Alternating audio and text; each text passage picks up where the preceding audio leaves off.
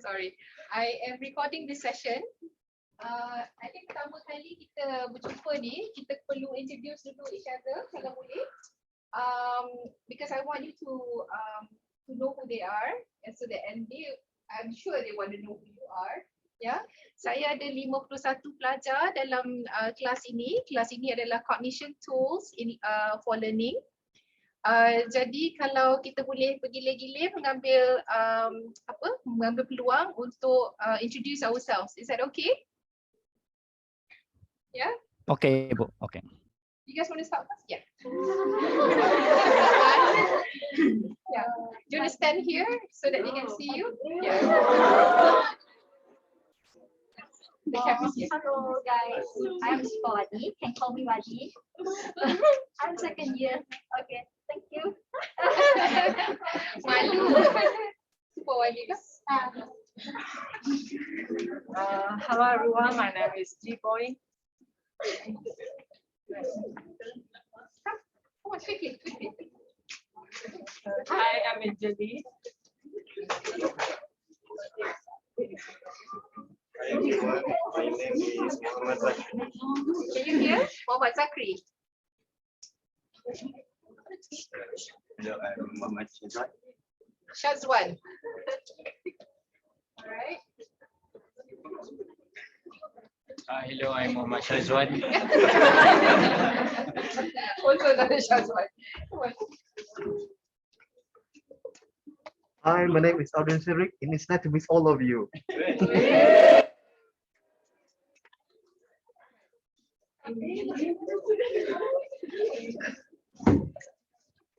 Hi, Assalamualaikum. My name is Shuhada.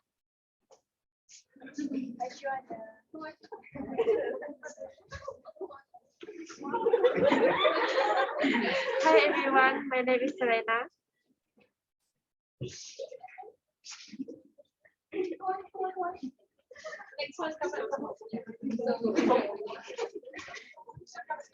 Hi everyone, my name is Amina. Malu. Hi, I'm Anjali Jasmine. Hello everyone, I am Nadia.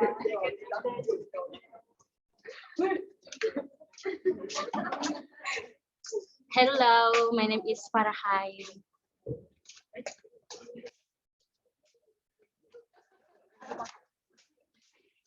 Hello, my name is Nurul Shakira.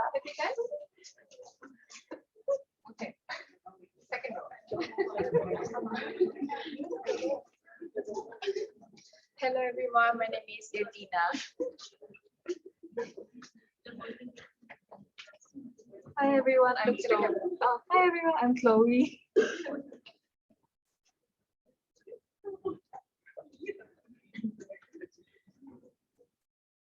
Hi everyone, I'm Fatima. Tak dengar Nur Fatimah.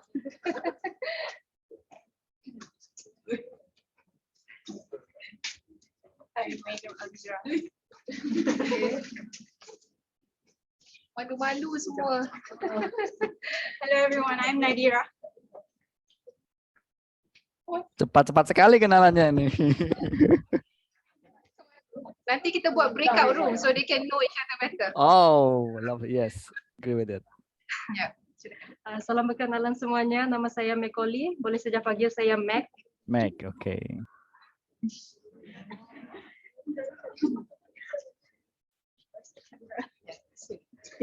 Hi everyone, my name is Clarissa.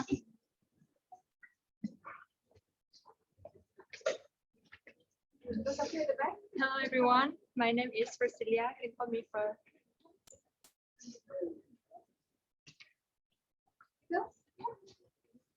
Hi everyone, my name is Rachel. Nice to meet you.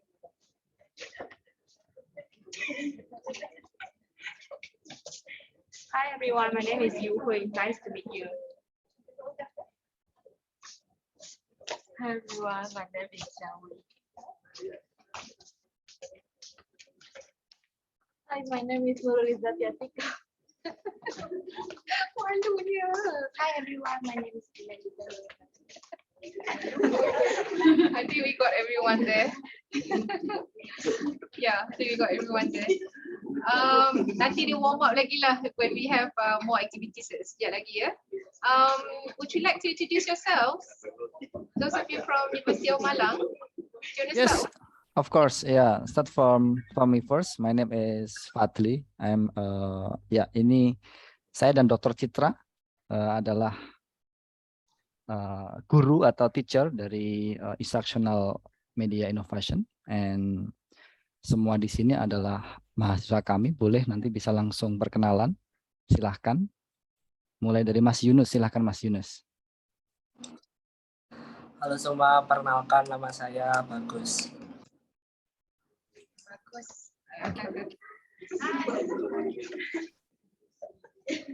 Dina? Dina, you want to continue? Dina?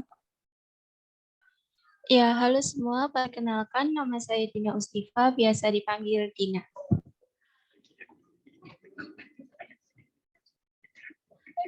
Celita Cindy, silakan. Halo, saya Celita Cindy, biasa dipanggil Jelly.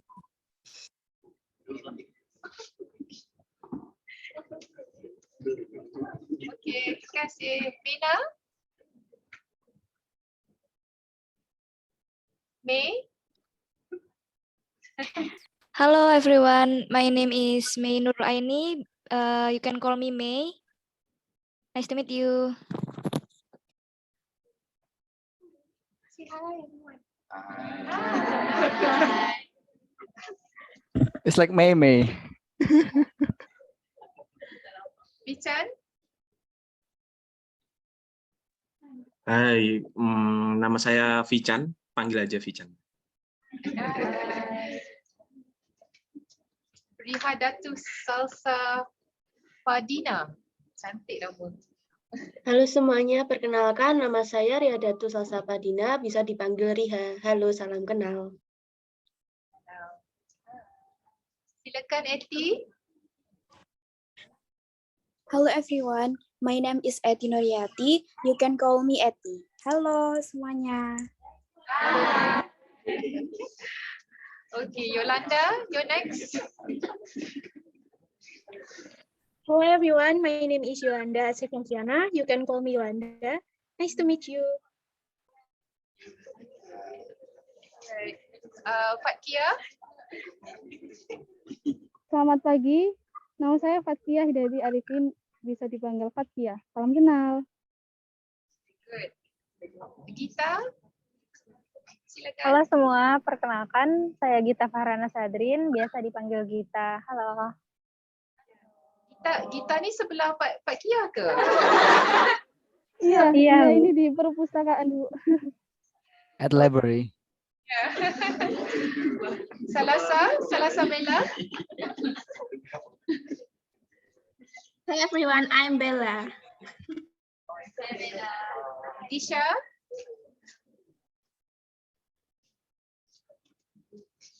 Okay.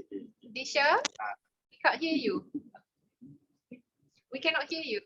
I think it's got problem with this microphone. Hey everyone, can you hear me? Yes.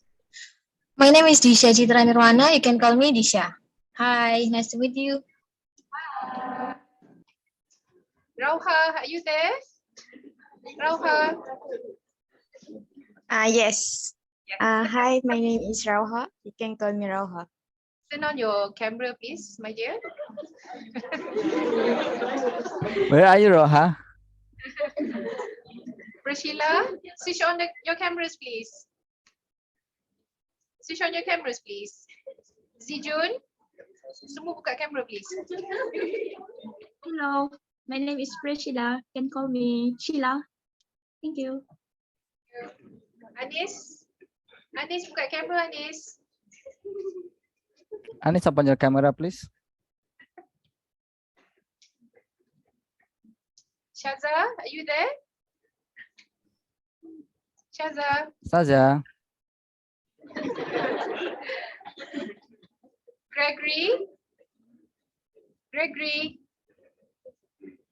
Mana dia orang ni? Sijun, are you there? Ah, there you go. Hi, Gregory. Yeah, turn on your camera, please.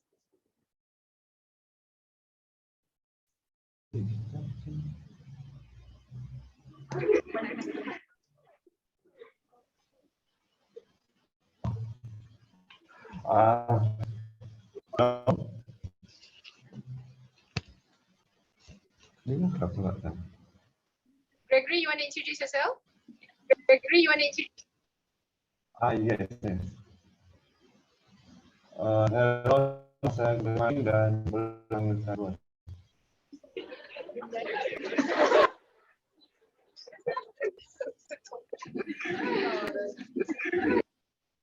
Muhammad Dafa.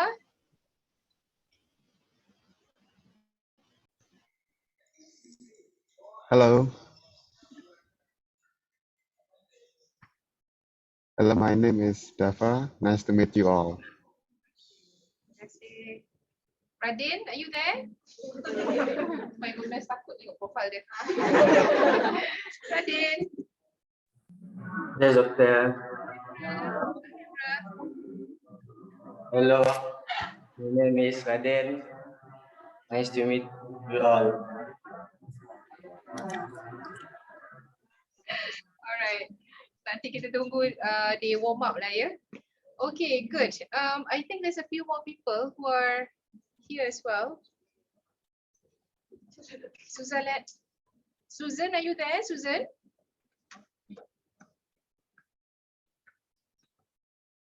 Hi everyone. My name is Susan. Okay, good.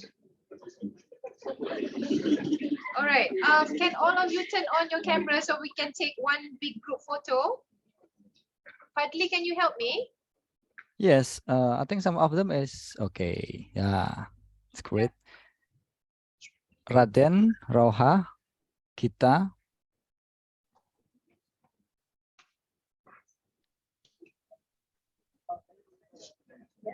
Boleh nampak masuk?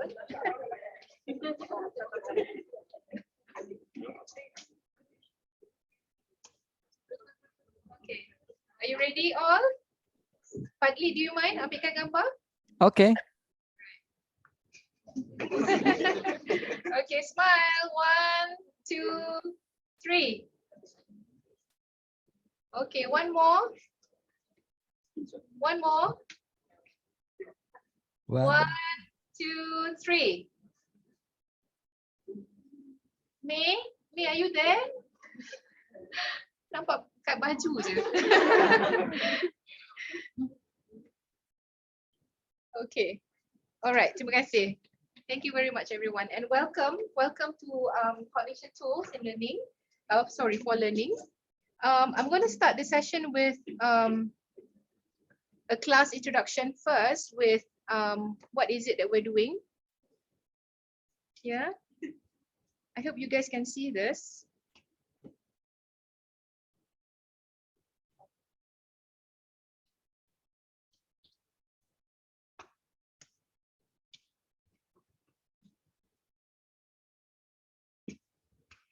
Okay.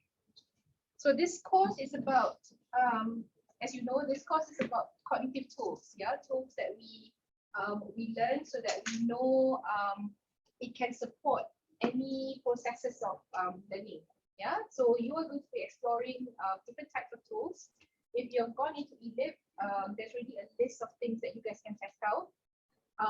And I think I did ask you to try out Notion as well, plus the 2 weeks that we've met. So today we're actually going to talk about instructional design. Yeah.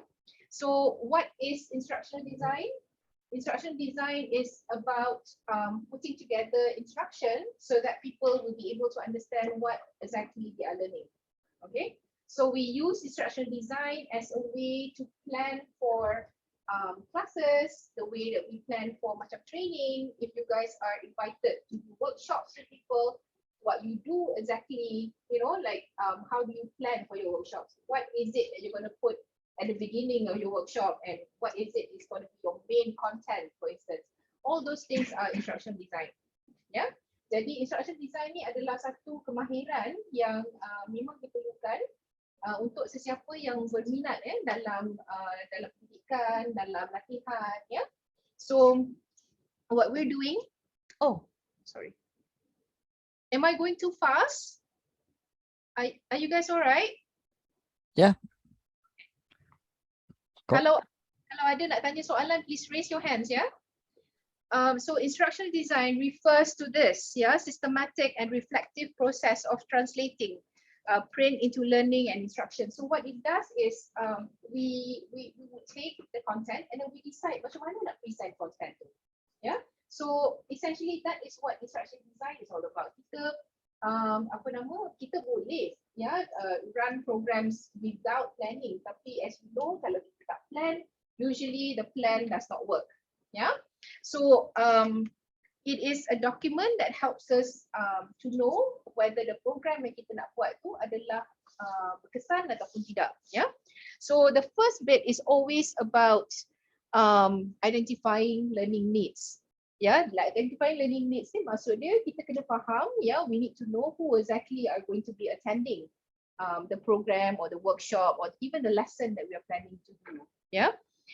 We need to know who they are. Katakanlah kalau macam demografi sekarang, there's only 4 guys in the room, and I cannot have like my examples only related to what girls do, for instance, example, I need to include them as well. I need to include things like the boys can relate to. Sebab bila kita belajar, when we do not relate to what we are learning, usually we'll forget it. Usually you go like, I've heard about it, but I don't really know about it because it's short term. Yeah, you just place it and go like, oh, there's something that Dr. Fitri mentioned, and maybe it's important, maybe it's not, because it's not relatable to you.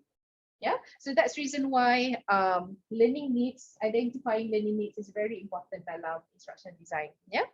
From there, we go to the determining the learning objectives, meaning that we decide apa yang kita boleh ajar. What is it that we want to achieve through the learning process, through the learning program. And then we design it. We design the learning content. Kita decide like apa yang kita nak present, bagaimana nak present. And after that, we deal with the assessment. Yeah, assessment here means that we need to evaluate to see whether orang faham atau tidak apa yang dipelajari.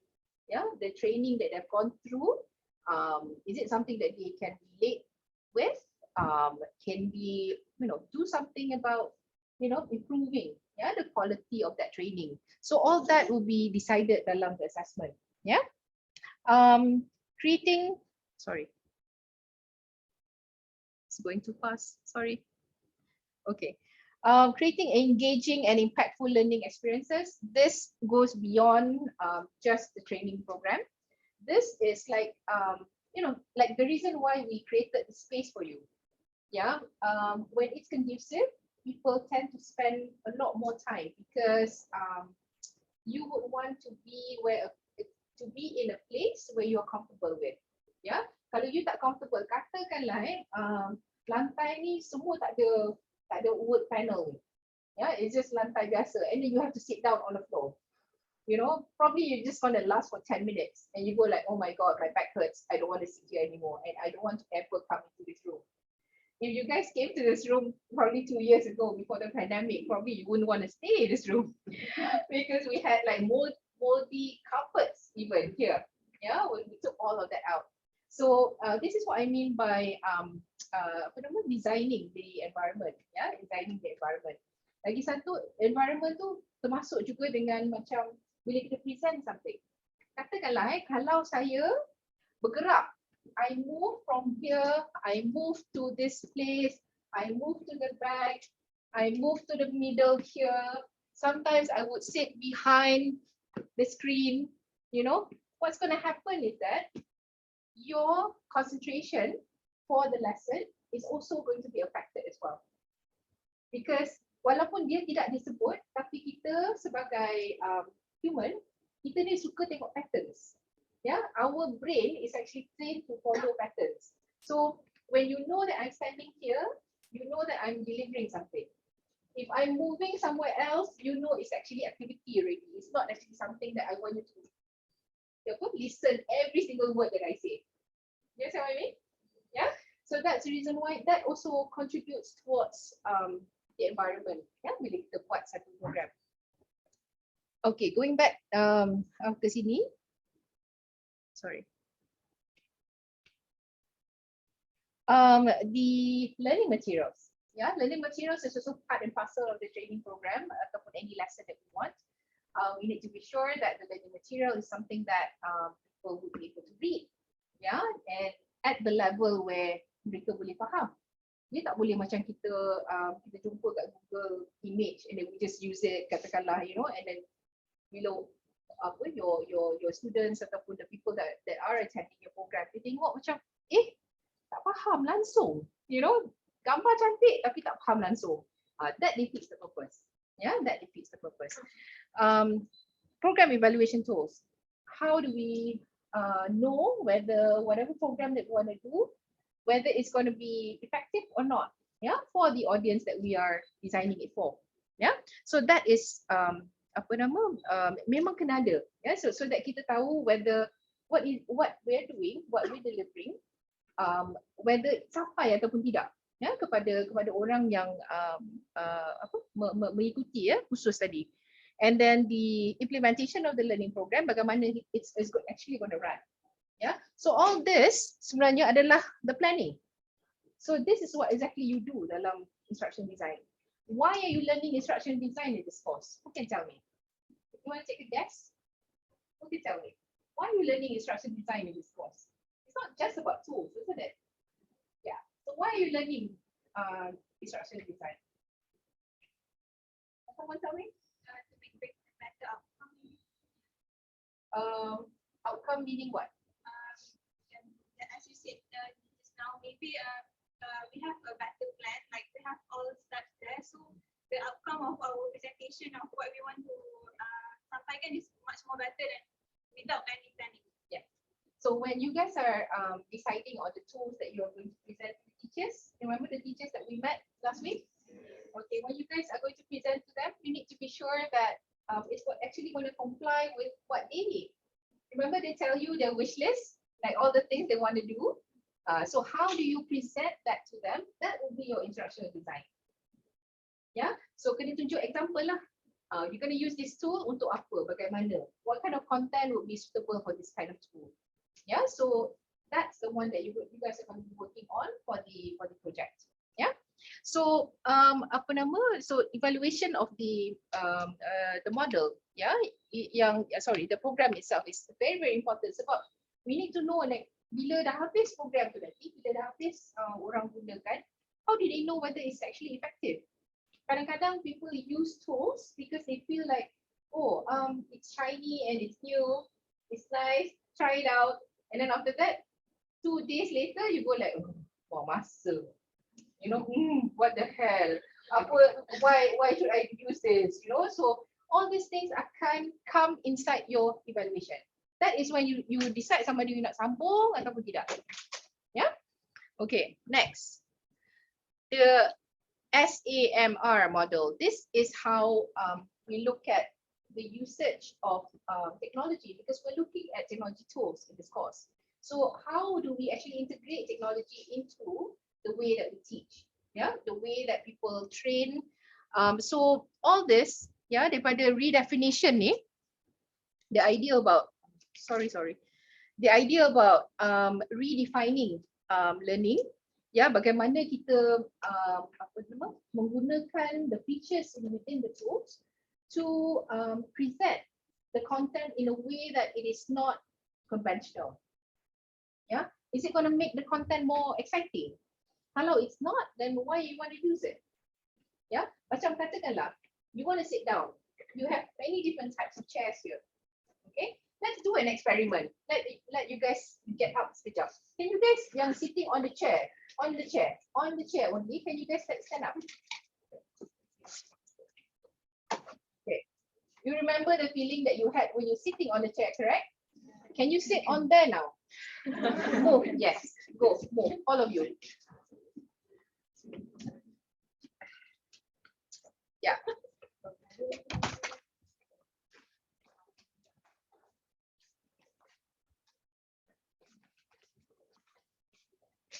Are you comfortable? Don't sit behind the. I want to see your face.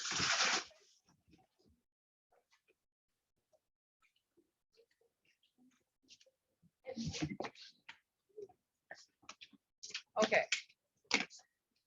All right. You feel different? Yeah. Why is it different? Not as comfortable as the chair. Because you've been in the chair for like 20 minutes. Yeah. Yeah. Now you're sitting there now. Is it comfortable for you to listen to me?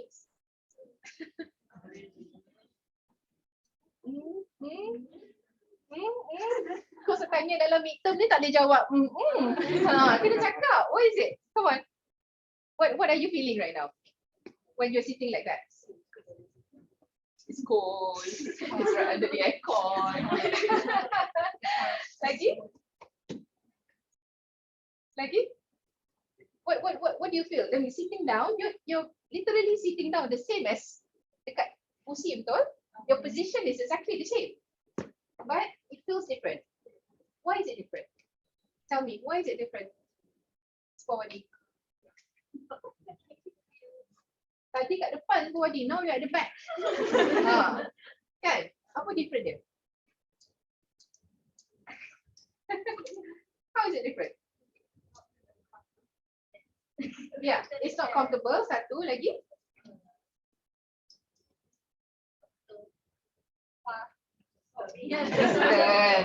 Distance. Why distance is important? Why distance is important? Yes. When you cannot hear clearly, after a while you just tune out. Yeah, that's why saya selalu target yang kat belakang. Kalau saya mengajar, you perasan tak? Saya selalu target yang kat belakang. Pasal apa? You cannot hear. Bila you cannot hear, you go like, oh. Macam dalam Zoom, you switch it off. Mana yang camera off tu, it's so easy kan? Kalau kita jauh, kita just switch it off. Yeah, so that's what we do. Yeah, that is human nature. So we understand that already because we are all students at some point in time. Yeah, so when you're uncomfortable, you will lose out your interest. And this is what we mean by engagement. The two of you, now you're sitting by yourself on this side. How do you feel now that the crowd is gone? We feel so much.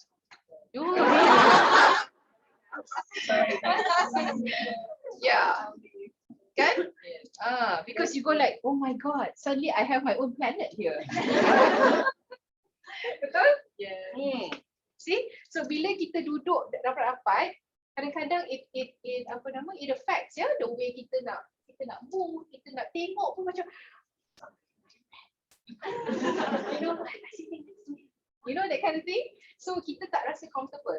Yeah? So when that happens, what it does to you as a learner is that you would not eventually pay attention. Your interest is going to go down, your motivation is going to go down, and this is where you start buka your social media and everything. You see what I mean? Okay, you can come back to your chairs now.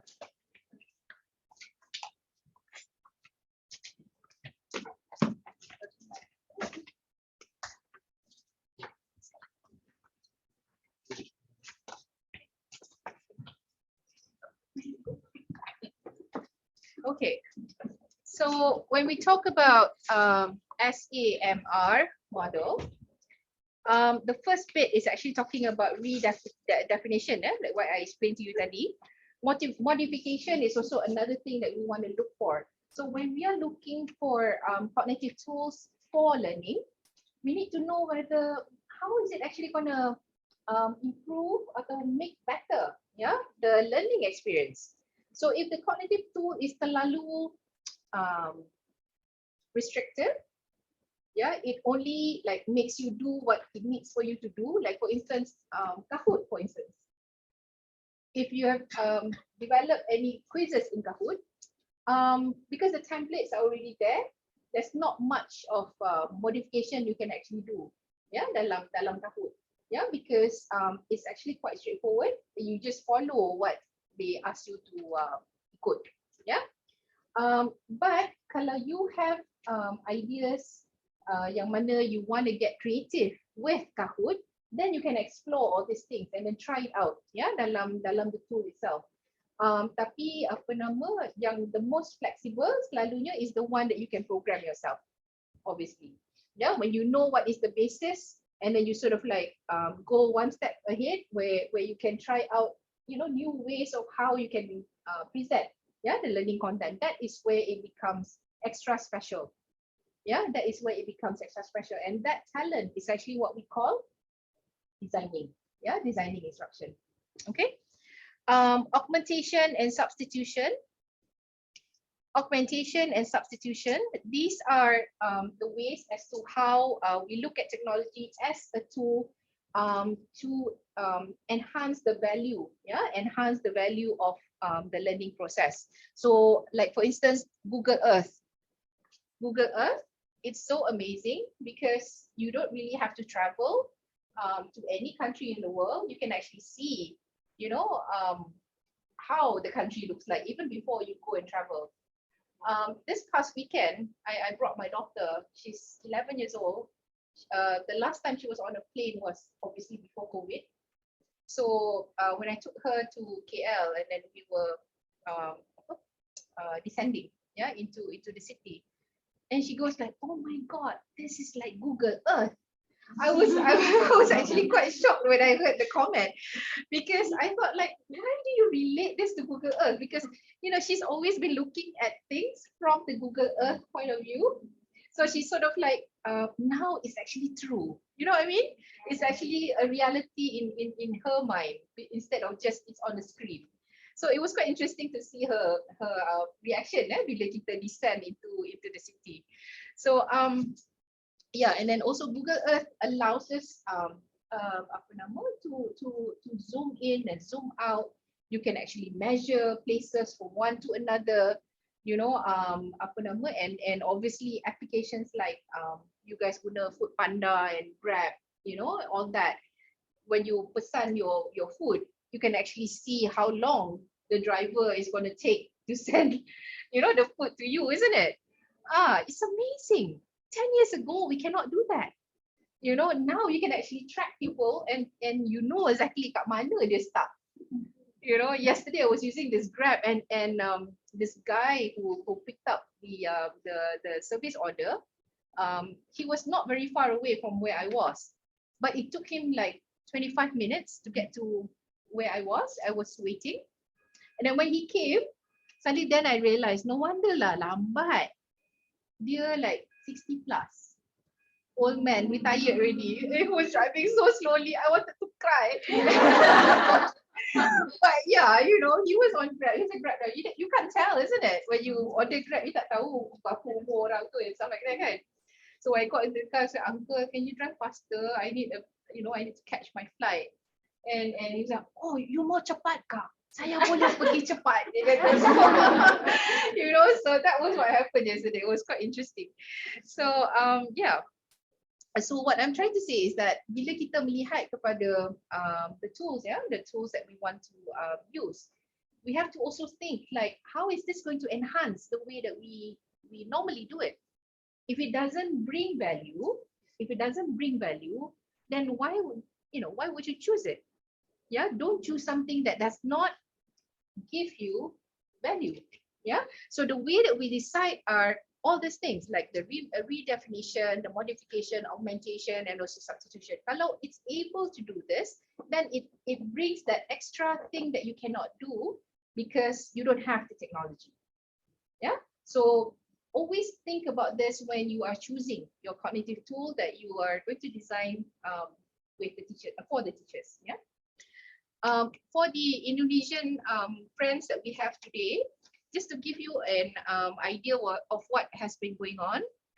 Last week, all of our students have gone to a school and they have interviewed four teachers who are teaching STEM subjects.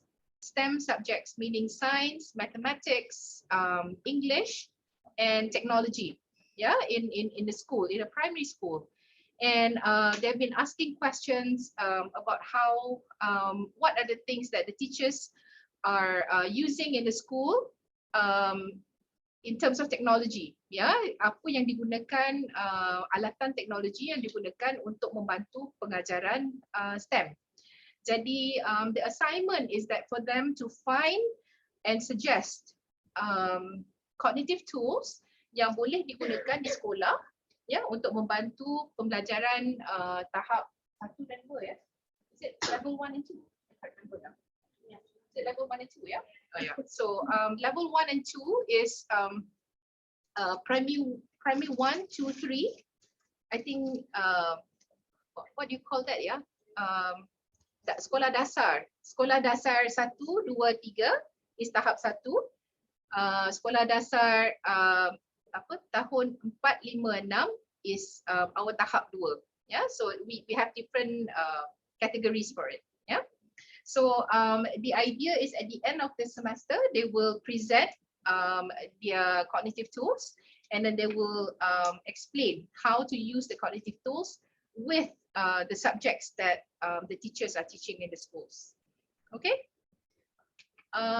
So we are going to talk about a Assure model, yeah, and Assure model is the procedural guide yang banyak kita gunakan to understand how is it that we can integrate technology and media into the teaching process. Yeah, it gives you this ABCD model. Yeah, the ABCD model is actually in your ELIP. It's supposed to help you come up with the learning objectives. Okay, so hang on. Why is it doing this?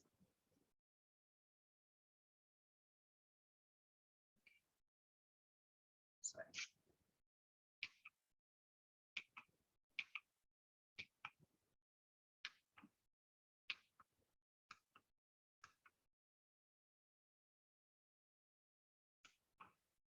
I don't like me anymore.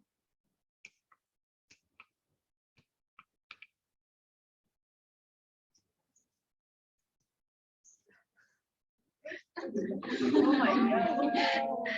It fails. The technology fails.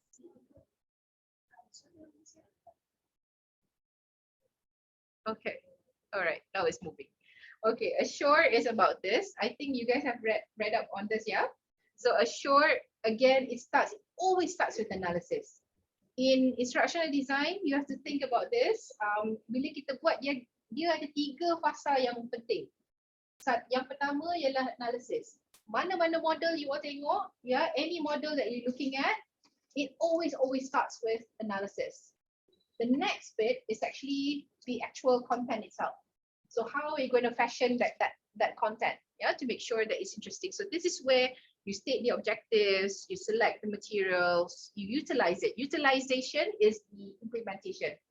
And then the last bit is always evaluation. Yeah, the last bit is always evaluation. So whatever that you're doing, you have to be sure that you know the resources that you have, and then you sort of like fit it into what the learners would actually need, yeah, in the class, yeah, in that learning itself. And then you give them appropriate feedback in order to make sure that they actually understand what they are learning. Yeah, so all that balik semula kepada evaluation. Yeah, it always goes back to evaluation. There's a lot of readings about the Assure model, so I'm not gonna go through too much.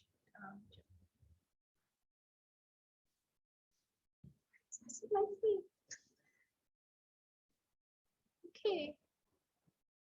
No, okay.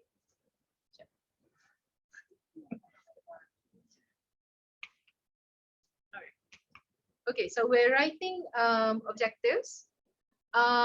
This is that first bit, yeah. After kita dah buat analysis, kita nak sediakan the plan. So we write objectives first. So the activity that I have for you sebenarnya today is actually about using this ABCD model to write the objectives. So what is the ABCD? It is audience, your behavior, condition, and also degree. Audience here meaning the people who's going to be your learners, siapa yang akan menerima lesson tadi. Behavior, apa dia yang kita nak tengok? dia boleh tulis ke, dia boleh bercakap ke, dia boleh present ke, you know, all that is behavior. Yeah, so things that we want to see, we want to measure in order to say that, okay, now you know what instructional design is because we can talk about it. See what I mean? So katakanlah my intention today is that you guys will be able to talk about instructional design to the next person sitting with you right now. So that is your objective, katakanlah. So before you leave the class today, I'm going to ask you to talk to your friend, and if your friend understands it the same way as you did, that means you achieve the goal. You see my point? So that is an instructional objective. Yeah, so but that is what you want to achieve. So the audience describes the learners. The behavior is what that learner is able to perform, what that learner is able to show. Yeah, and the condition is whatever tools, whatever equipment that you're using, they can show you that they can use it. Okay, and the degree is like how much. Yeah, how much? Meaning that if I say, okay, I want you to be able to explain what instruction design is, how much? Meaning that, oh, you can talk about it for 5 minutes, katakanlah. Yeah, so that would be the degree at which you are expected to be able to perform. Yeah, ataupun kalau saya mengajar katakanlah primary school, then I don't expect them to talk about instructional design, but probably my objectives would be they will be able to spell the word design, katakanlah, at the end of the class. So that is an objective, not for you, but for maybe tahap 1 primary school. You see what I mean? So dia kena sesuaikan kepada group yang kita nak ajar. Yeah. Okay. So dalam behavior, there are all these three are the main ones: the cognitive domain, psychomotor domain, and affective domain. Cognitive means in terms of your intellectual abilities. Yeah, what is it that you're able to do intellectually to show that you understand something? So for instance, you're able to describe, you're able to describe, you're able to analyze, you're able to summarize, you're able to evaluate, you're able to problem solve. All those things are cognitive domain. Okay, psychomotor domain is physical, where you go like, okay, at the end of this class, everybody will be able to sing a song about instructional design. That ability to sing actually comes from the program, katakanlah. You know, so if that is what is required, if you want to pass this course, you have to sing. Yeah, so that would be the psychomotor domain. Affective domain pula is about attitudes, yeah, and also about reactions. So it is more of how you feel about things. Yeah, so this is a bit tough because it's kind of hard to gauge how much do people can actually feel about a certain issue or a certain concept, you know. So normally kita akan lihat kepada apa yang dia boleh buat untuk menunjukkan. Ya, itu yang kadang-kadang there are classes where they don't want you to write an essay. They actually want you to come up with say a sculpture. Have you seen the sculpture in the lobby downstairs? You have seen? Only you? The rest of you have not seen? There's a new sculpture downstairs at the lobby of the faculty. Have you seen? Belum? Okay, so lagi pergi tengok.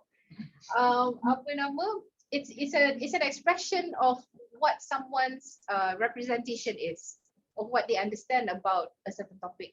Yeah. So the idea was that to encapsulate recycling. Yeah, the base idea is about climate change and, you know, recycling, the importance of recycling and how it affects the human being. So, you know, that human, that distorted human that you see downstairs is what, you know, what happens bila you don't recycle properly. Yeah, so all the materials that was created using this to create this sculpture was actually things that you find around the campus. Yeah, so that can also be an objective, a learning objective. Okay, and obviously you can also mix all this. So it's interpersonal domain. So you can mix all this and make it to become something that a bit more. So it's not really just coming up with a sculpture, for instance. You can also talk about it. You can show that you are examining something, you know, and then you are making an analysis about something. Katakanlah you buat two structures, and you talk about the differences between the structures. So that can also be possible. Yeah, bila kita buat objectives. Now, can I stop for a while and ask if there's any questions? Is there anyone who have any questions? Hi, Dr. Deka. Apa kabar? Baik, Ibu.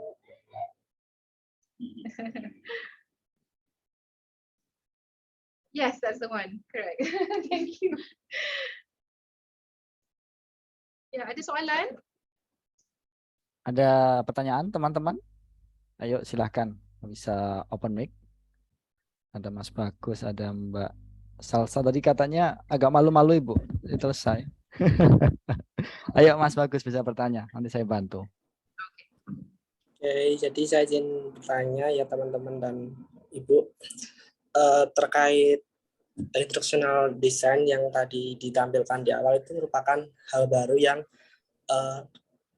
saya dapatkan ketika ada di sini, karena pada umumnya kan kita hanya memakai 5 tahapan di sini, ada analyze, terus ada develop, terus ada juga implementation dan ada evaluation.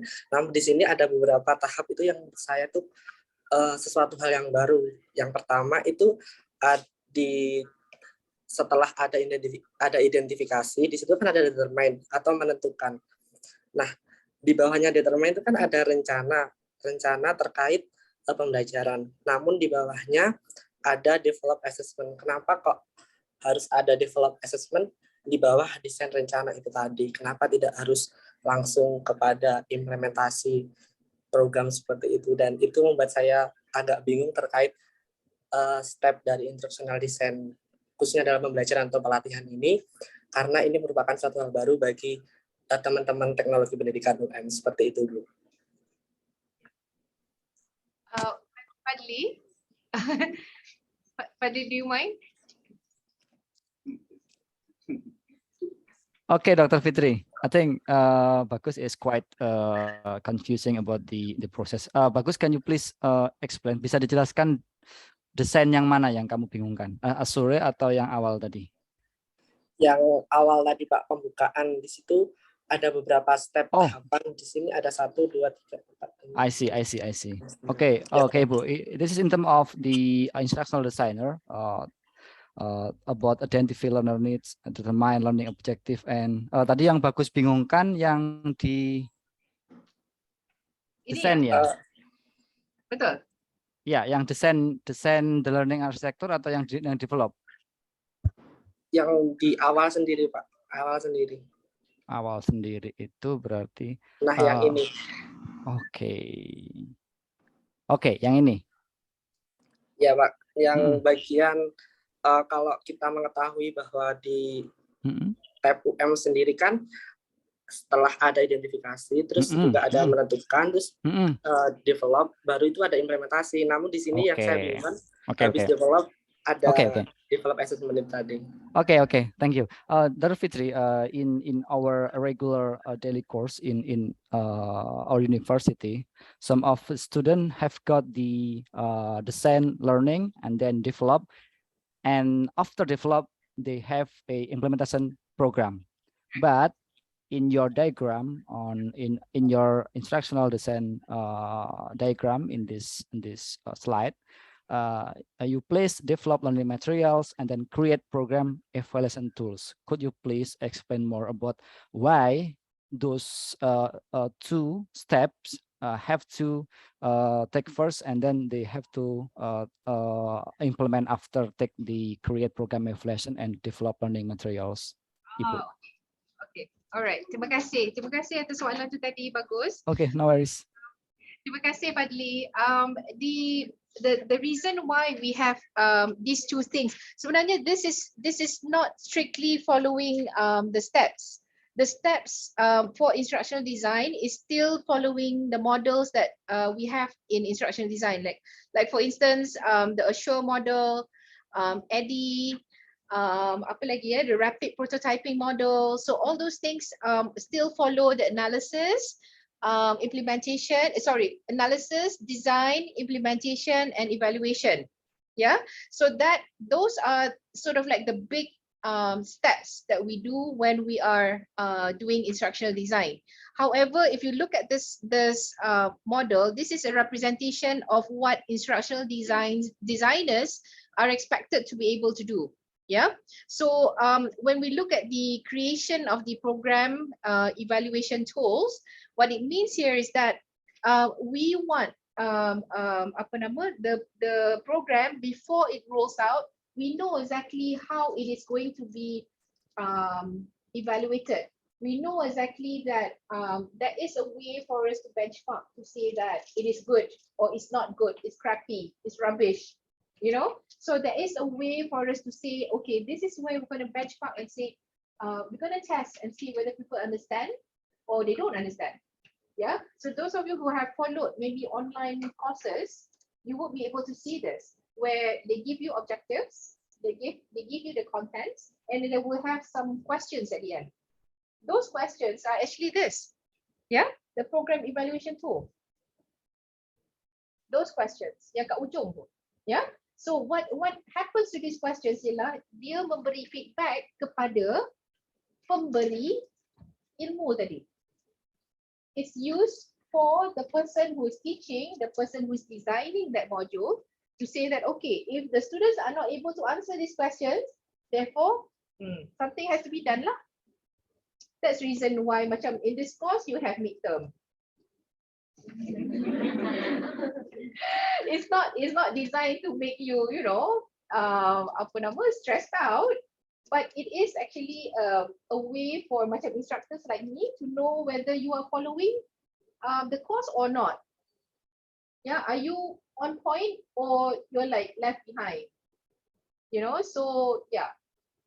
Okay, so that's the reason why we have this evaluation tools actually created before we implement. Yeah, normally like for us when we teach courses in UNIMAS, we have our bank of questions already before the classes begin. Yeah, so all these things has already been pre-decided before you guys enroll in the courses. Yeah, the reason why is not just for you to know whether you can, you know, you can do something well, but it's also a feedback for us to say that, oh my God, there's actually students who tertinggal and we need to do something about this. Yeah, so that is why we need the program evaluation tools. And the last bit here is more of the effectiveness of the whole thing. So like if you are coming in to the program, you don't only just take one course then, you take many courses, betul? And at the end of all that, you have to produce a final year project, and your final year project has got to pass. Yeah, and your final year project is an accumulation of all the things that you did in the past 3 years.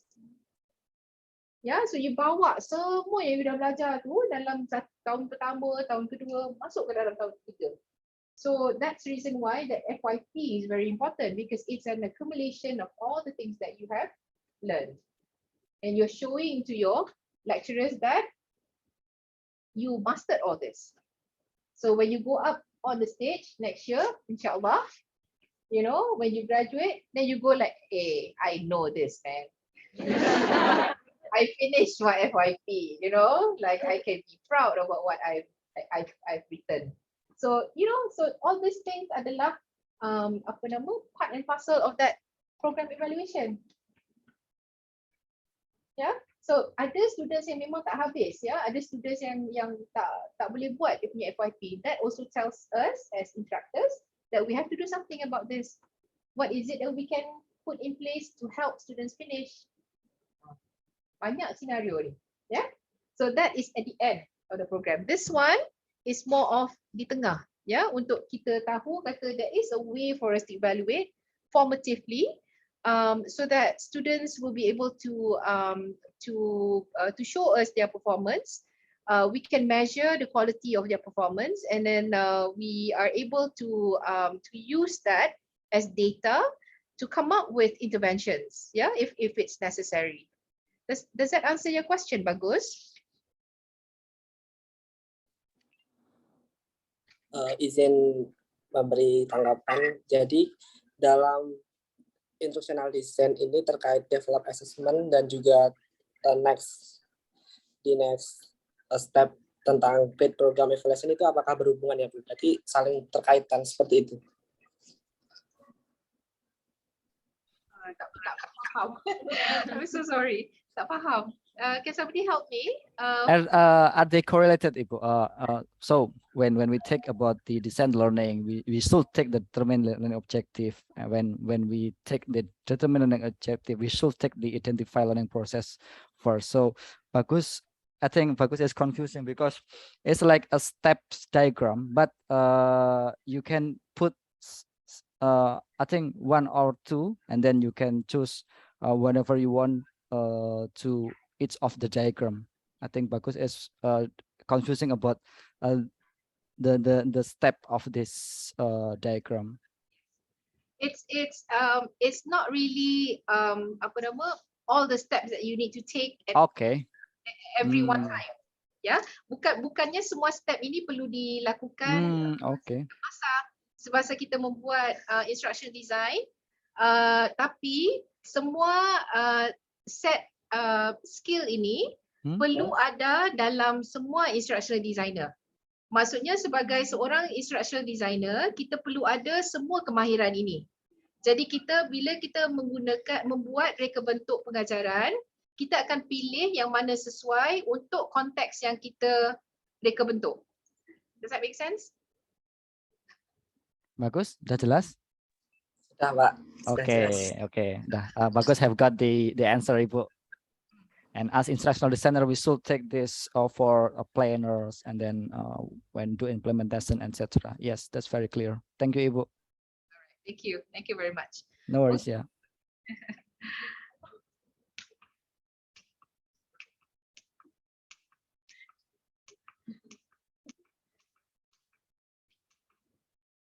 Okay, so again, going back to the ABCD model tadi, this is what you need to understand, yeah?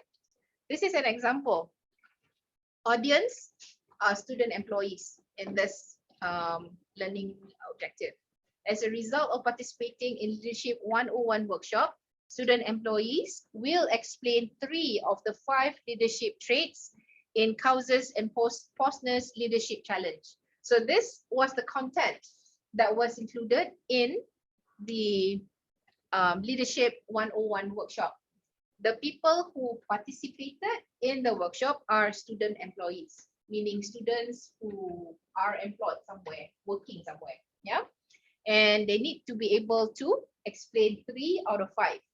That is the condition. That is the degree as, sorry, bukan condition, the degree as to what they should be able to explain. Boleh juga kalau kita kata, okay, explain 5 out of 5 or all of the leadership traits. Boleh, tak ada masalah. Yeah, you don't have to say 3 out of 5 or 1 out of 5. Yeah, it's really up to you. And then if you decide that, 3 out of 5 is enough, then you can put 3 out of 5. It's really dependent on the conditions of the learning. Yeah. So this is how a learning objective would look like. This is the performance agreement, meaning that the reiterative process has got to be present so that we can see how the performance is actually going to be developed in that learning process. Okay, how is it going to be developed? Now, the rest of this, I want you to read on your own, but I think we should break for a little bit of an activity so you guys can refocus. I know you're tired already. I give out a piece of paper. Everyone has a piece of paper here. Those of you in University of Malang, can you take out a piece of paper Yeah, just a piece of paper. Paper yang dah digunakan pun tak apa. Yeah. Yes. Alright, a piece of paper, guys. Semua dah sedia ya? Okay. Now, my instruction is, I want you to come up with a paper plane. Don't talk to your friends. You're not allowed to talk or even to like look. Don't look. Don't look. You can get out from your seats. You can sit anywhere you want. But I want a paper plane. Paper plane. Okay? You have 3 minutes to do this. I know you know how to do this. You can get up from your seats. You can do it any way you like. 3 minutes. Quickly, no talking, don't discuss, don't speak, don't look. Just do. Paper plane. Paper plane. Boleh ya? Cuba buat. Oh my God. No talking. Jangan jeling-jeling.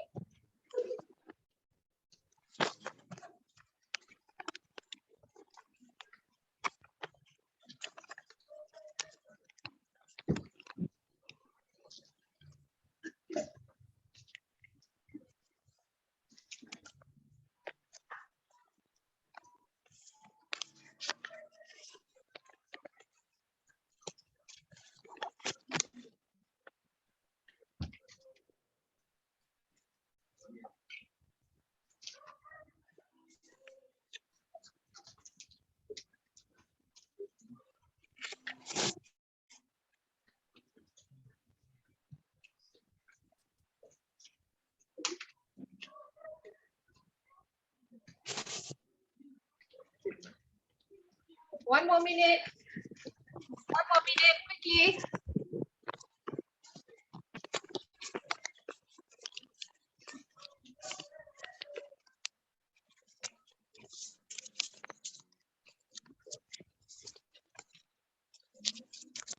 Okay. Okay. Just do.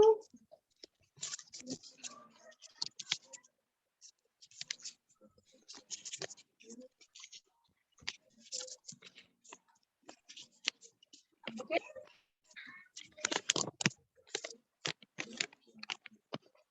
Masa kecederaan 30 saat. Siap. Nama sedikit kat plane tu. Nama, write your name on that plane a bit.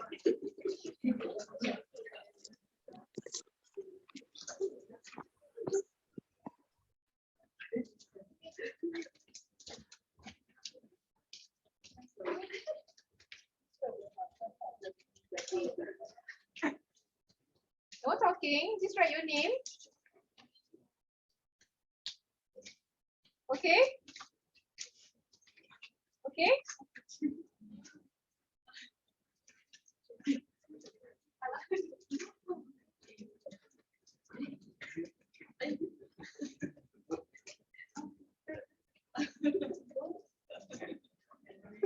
Are you all ready? Okay, good. Sudah ya? Guys, sudah ya? Okay. You have written your name? Yes. Okay, good. Now, I want you, boys, actually I need to get up. Can we susun this in one line? Can we get some more? Yeah, things.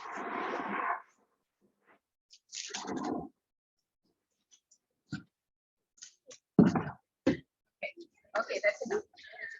Okay, can you put your planes here? Can you put your planes here?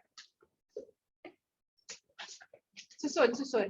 Not overlapping satu-satu. Kalau perlukan lagi stools, you can take it from the back.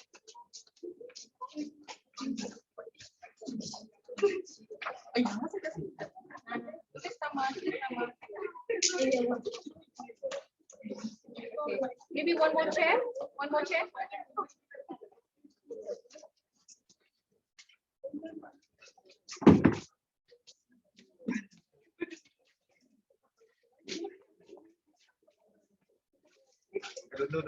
actually, no, I tried to make it into a, I tried to make it into an airplane, but it didn't to me. I don't know. I fall. There's anything else. All right, boys. All right. We have an interesting set of sekejap ya. See if you guys can see this. Can you see the airplane, the paper planes on the seats? Yeah.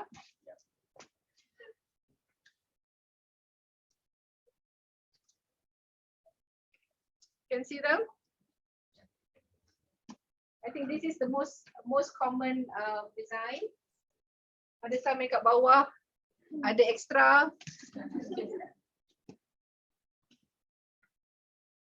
Tapi this one yang paling interesting. Saya minta a plane, but I got a boat. Yeah, and all different sizes as well. Yeah, all different sizes as well. This is learning outcome. This is learning outcome. Why do I say it's learning outcome? Why do I say it's learning outcome? Because yes,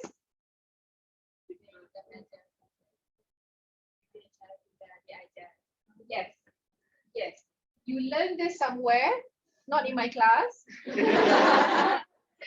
You learned this somewhere and you remembered it, and this is what you produce. Yes, betul? At some point in your life, betul? Yeah, I'm not too sure about the boat lah, but yeah. Okay. Now, what I would like for you to do now, katakanlah you want to teach somebody else how to create the paper planes. How would you explain it?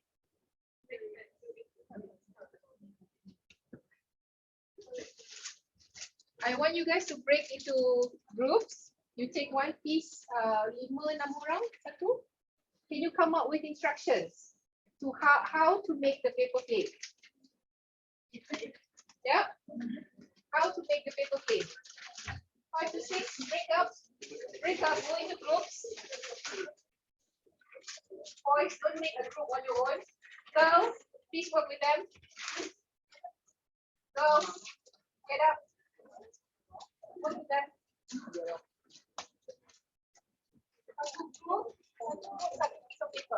Now, the rest of you who are online, I'm going to ask you,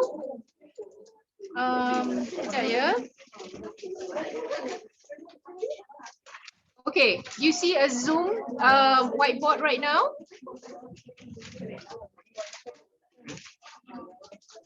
Yes, doctor. Okay, I know what I would like for you to use the whiteboard to write out your instructions, like how do you want a person who doesn't know how to create the paper planes, give the instructions as to how to create that paper plane. Can you do that? So I want number 1, 2, 3, 4. How would you do it? Okay, can you guys discuss and then we'll come back to you. Do you want me to break you into rooms? Okay. That better?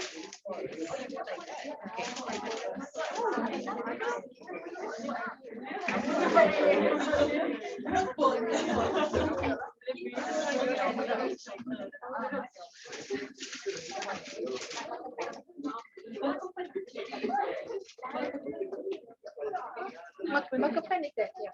Let's just take the thing.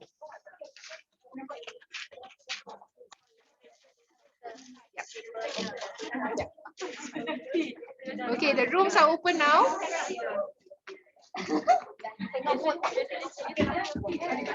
You can choose the rooms that you want to go to. You can choose the rooms that you want to go to and then come back to us in 10 minutes. 10 minutes, yeah?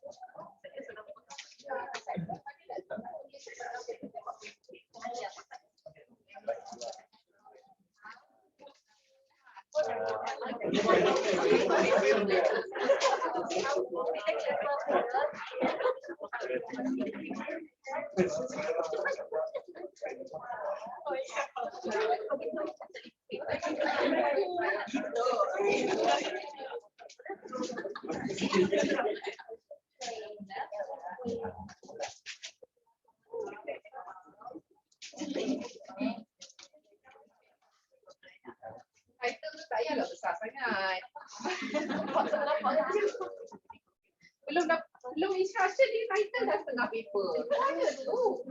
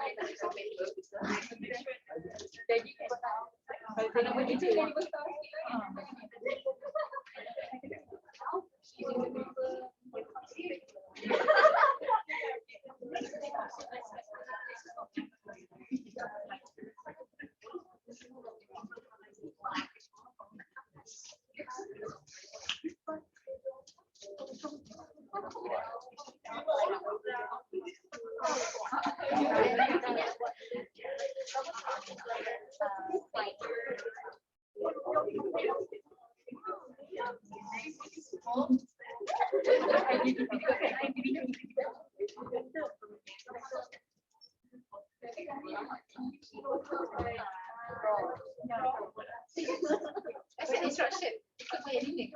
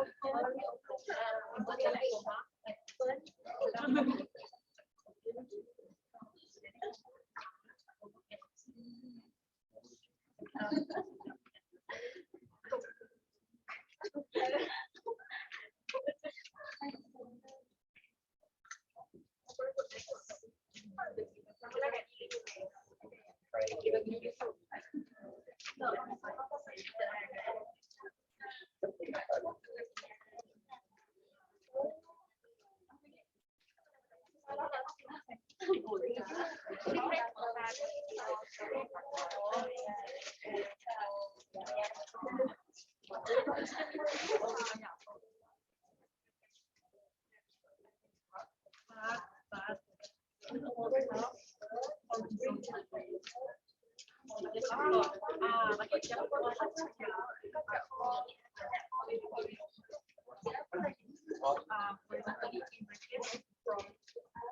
to left or left to right to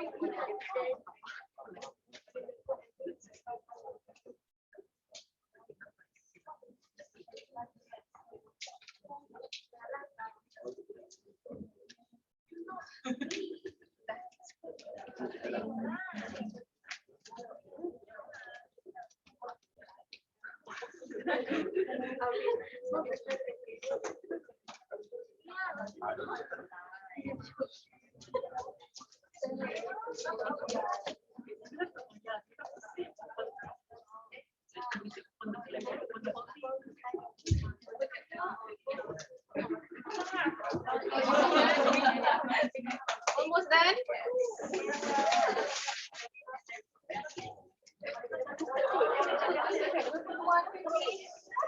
Write your instructions.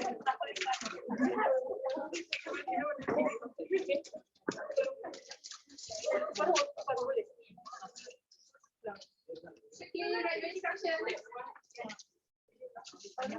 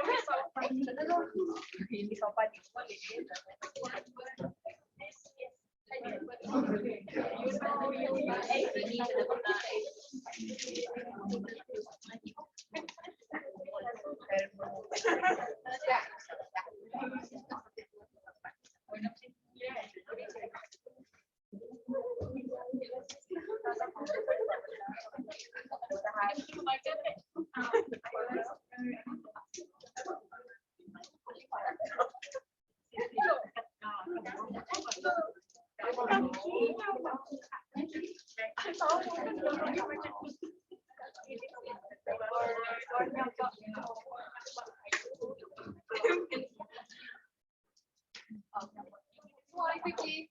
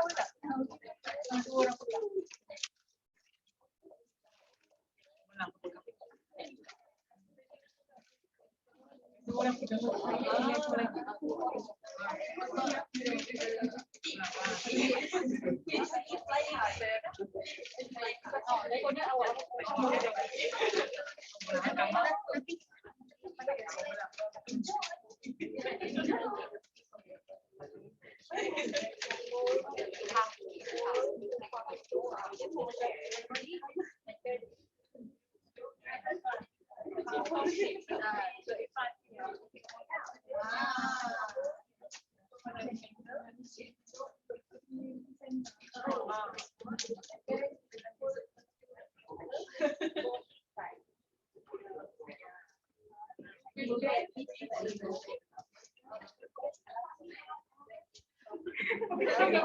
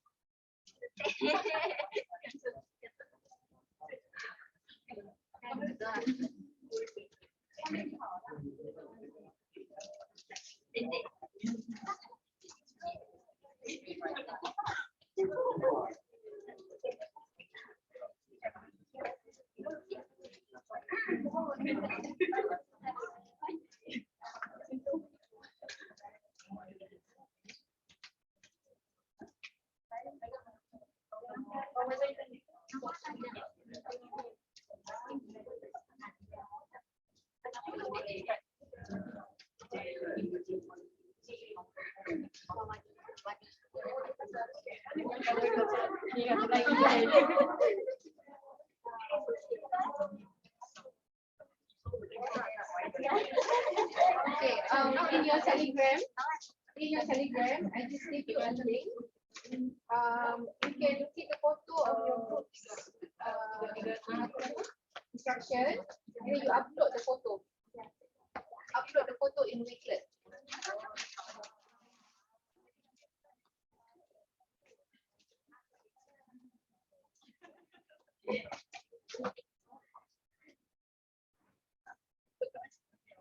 Wakelet dekat dalam Telegram.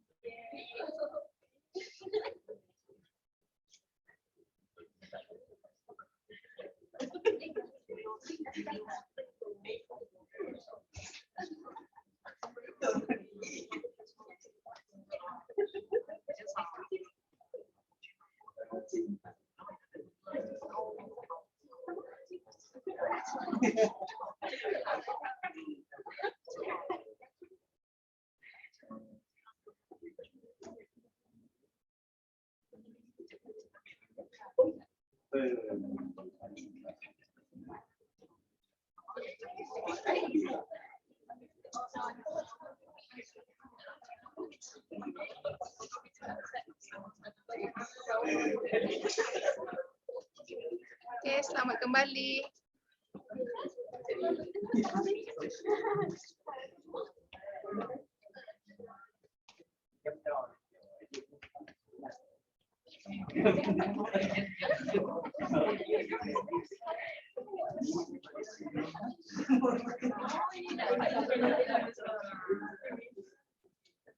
Okay, rakan-rakan di Indonesia, can you upload your instructions on this whiteboard, please?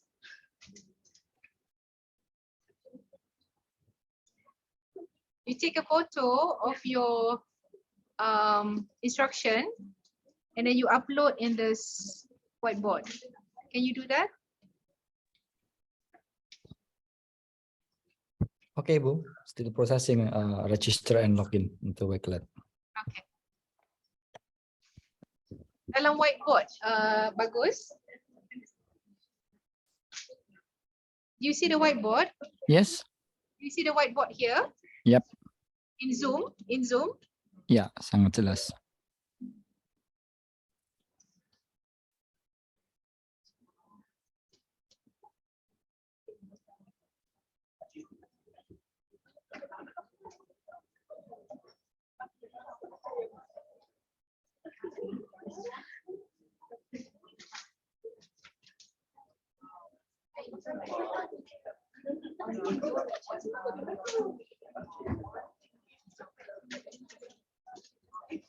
Betul Kaki-kaki you all semua nampak.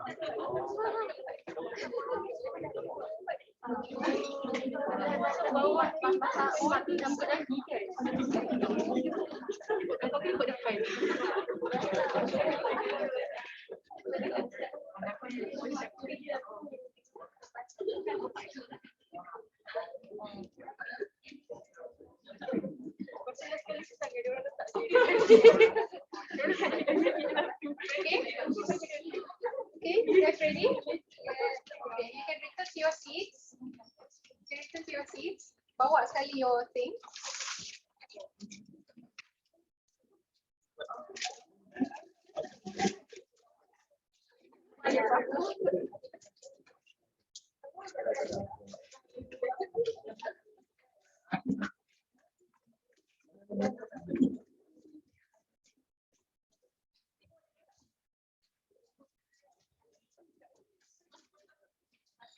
Saya simpan dulu.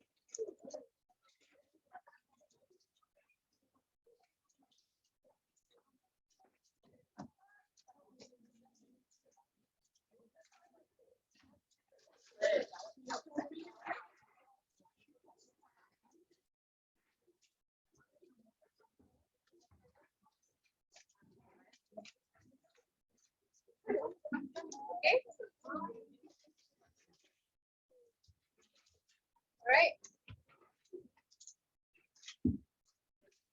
You're able to see this, yeah?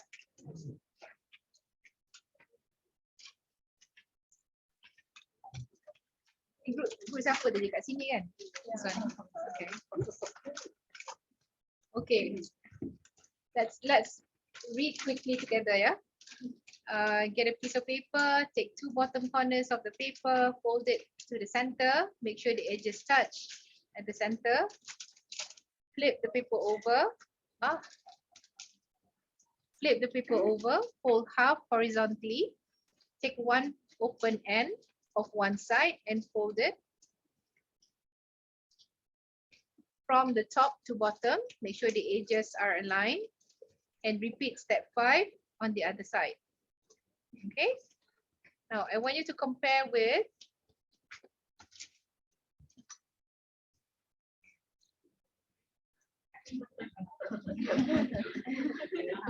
doesn't want to move.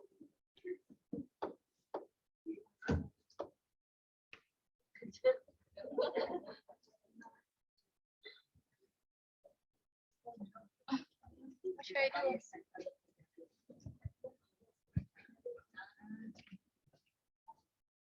The board is very sensitive.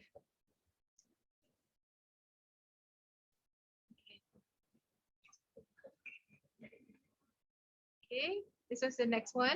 Get a piece of paper. Very important. Get a piece of paper. You cannot do it without paper. Fold paper into half, exactly the same like the one before, yeah? Fold into triangle shape on each side. Tadi tak cakap pasal triangle. Yeah? Top margin should be folded into the middle. Top margin should be folded into the middle. Okay? Fold the plane into half to create left and right wing structure. Fold wings down, matching the top edge up with the bottom edges of the body. Here they got a little bit technical. You see it? Yeah? Kalau compare dengan yang tadi, of course, get a piece of paper. Bottom corner of the paper, fold to center, make sure the edges touch, flip over, fold half, take open end, fold it to top and bottom. I think this is quite straightforward, isn't it? Nak baca pun kita boleh imagine how it's done. This one, they got a little bit technical here. Suddenly got wings, wing structure. So you're assuming where the wings are going to be, yeah? And then fold the wings down, matching the top edges with the bottom edges of the body. Okay, let's look at another one.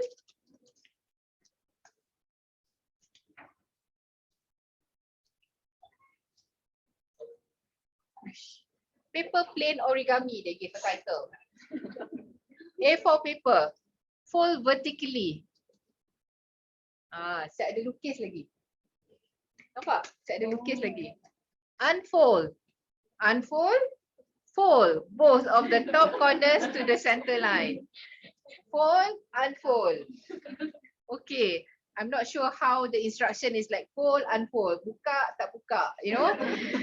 And then fold the top edges to the center, line again. But this is very helpful because they have diagrams. Yeah, they have diagrams. Then you know exactly what is what is it that they mean. Fold the plane in half. They're assuming this is already a plane. Yeah, they're assuming this is already a plane. This is triangle. Then fold the bottom parts out to the center line. Yeah, so you should get this. So this is the end result. So this should be number 7. Group mana tadi? Ni. Siapa ni group? Yeah, this should be number 7. Yeah.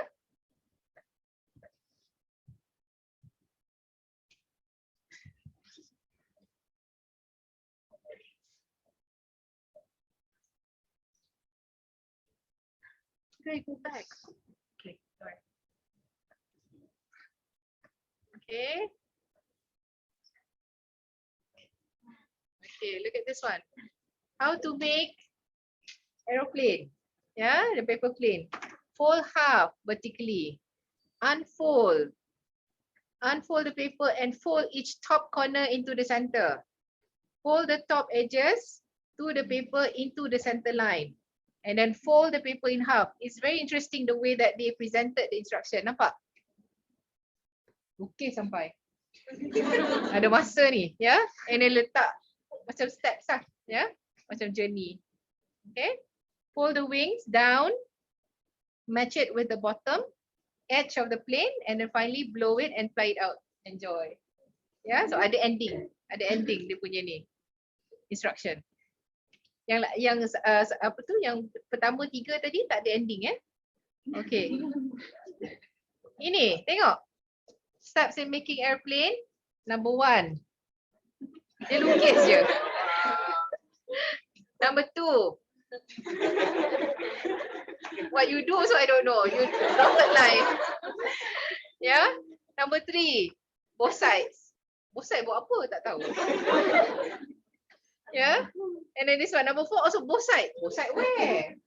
Yeah. I cancel. Saya ada cancel lagi ni.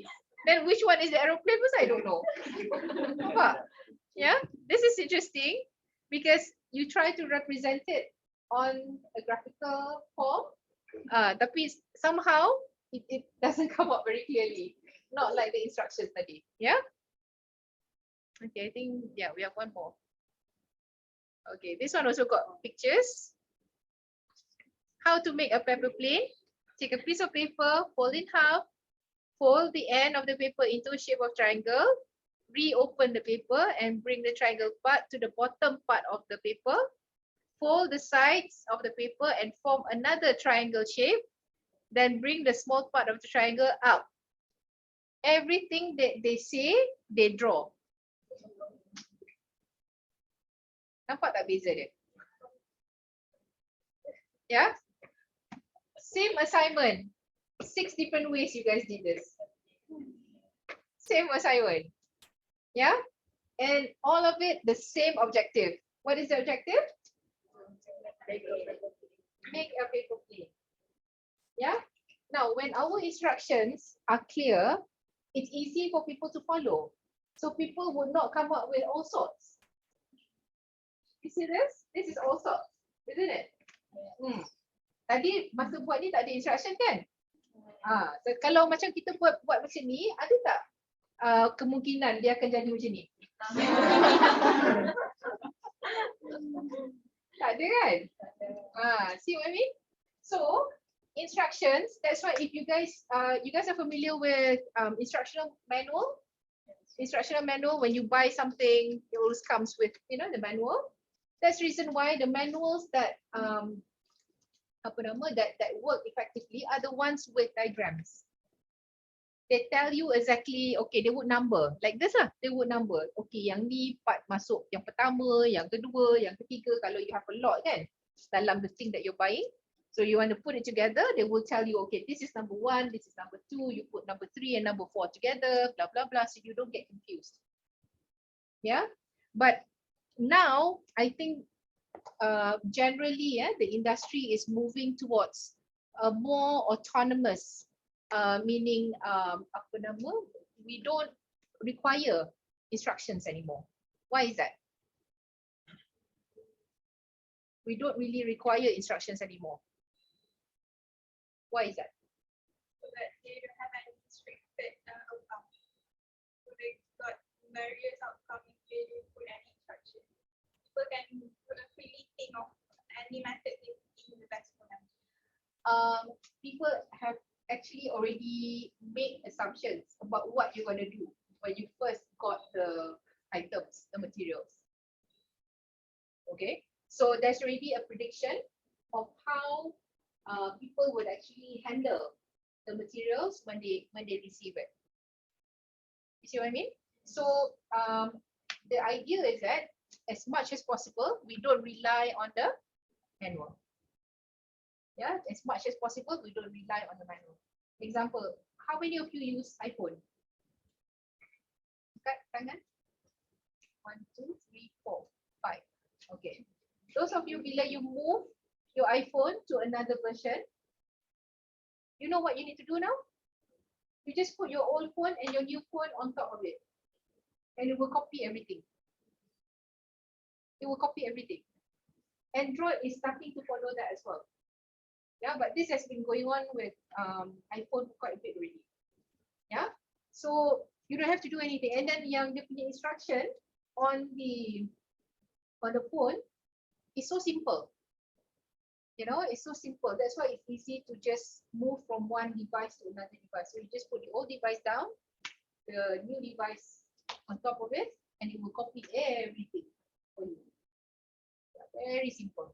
So this is not saying that, you know, trainings and, you know, learning is not going to be happening anymore. No, memang orang akan want to belajar all the time, yeah. Tapi what I'm trying to say is that people are beginning to get rid of things which is menial. That's the reason why you guys are learning HCI. Kan?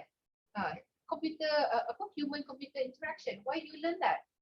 It's because you want to know how do people interact with computers, how people actually use computers, how do they respond to computers.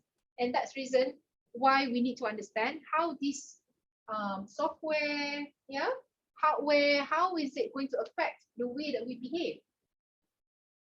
You see what I mean?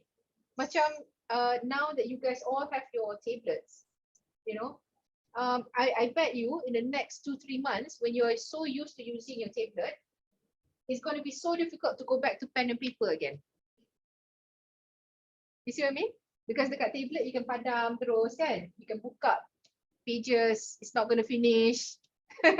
You know, but the notepad, it will finish. Your ink will finish. You see what I mean? So all that is conditioning the way that we think. So the way that we present materials when we are teaching or we are buat training, it has to also move on with time. Faham maksud saya? Okay, so this is an example of where kita would come up with all these different types of instruction. Yeah, I'm not saying one instruction is better than the other, tidak. This is just representations of what you guys know. Yeah, we didn't go about the content at all, but this is what you are telling me, what you know, and how you present what you know. This is where we start. This is how we begin the planning.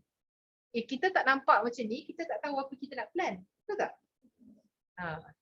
So the test of this is somebody would read this, take a piece of paper and try it out.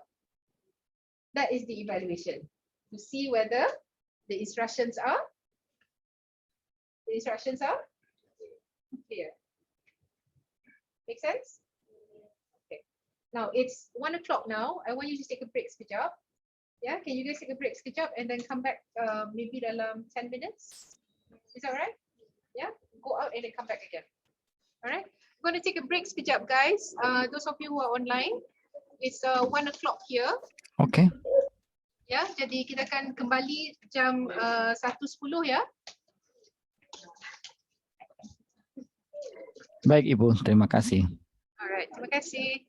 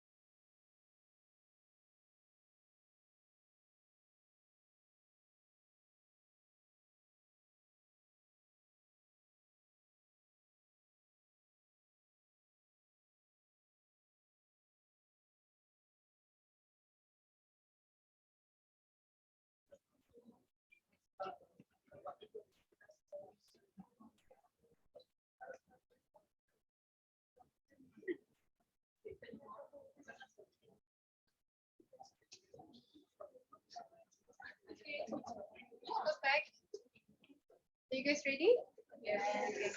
So we'll continue. This is the last basically bit that I want you to understand most properly, because when you're doing your assignment 1, you'll be coming up with a lesson plan, yeah, untuk the teachers.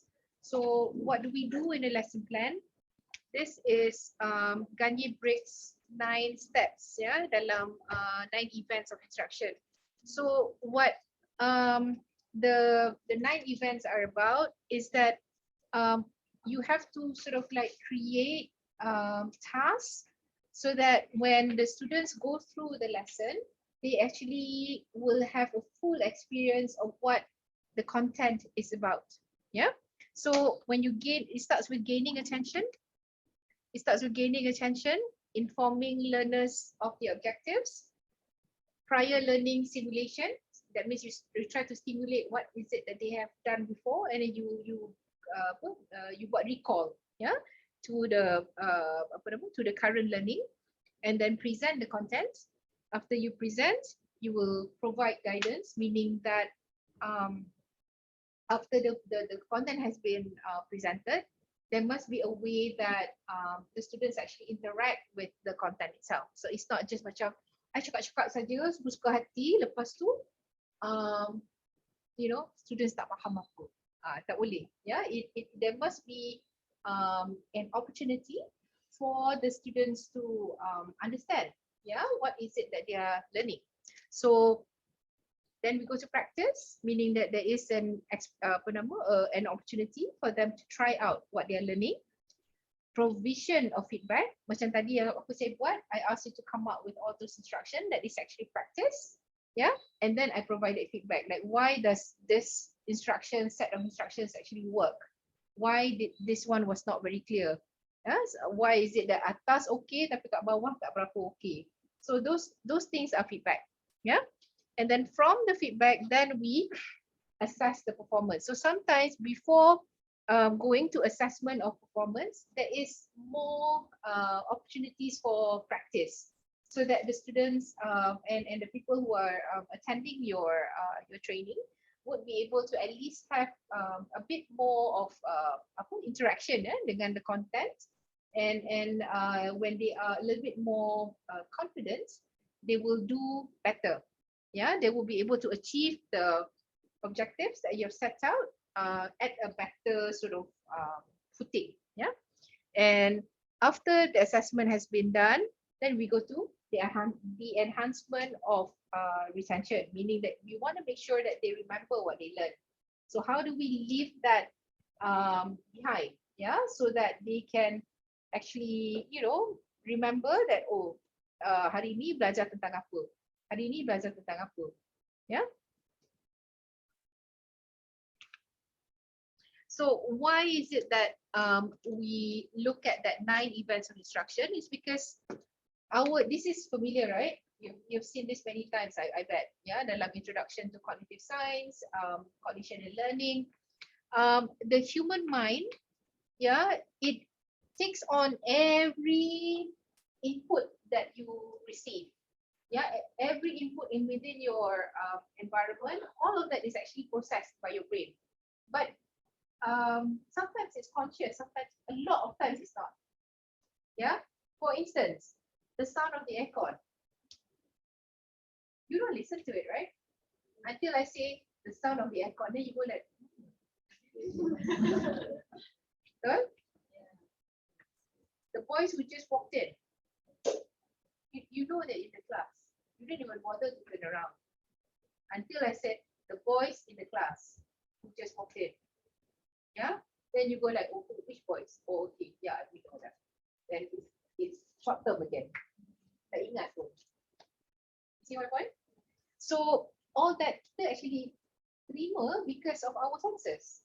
Yeah, we use all our senses all the time. Yeah, so bila kita mengajar, bila kita nak buat training, we have to also acknowledge that.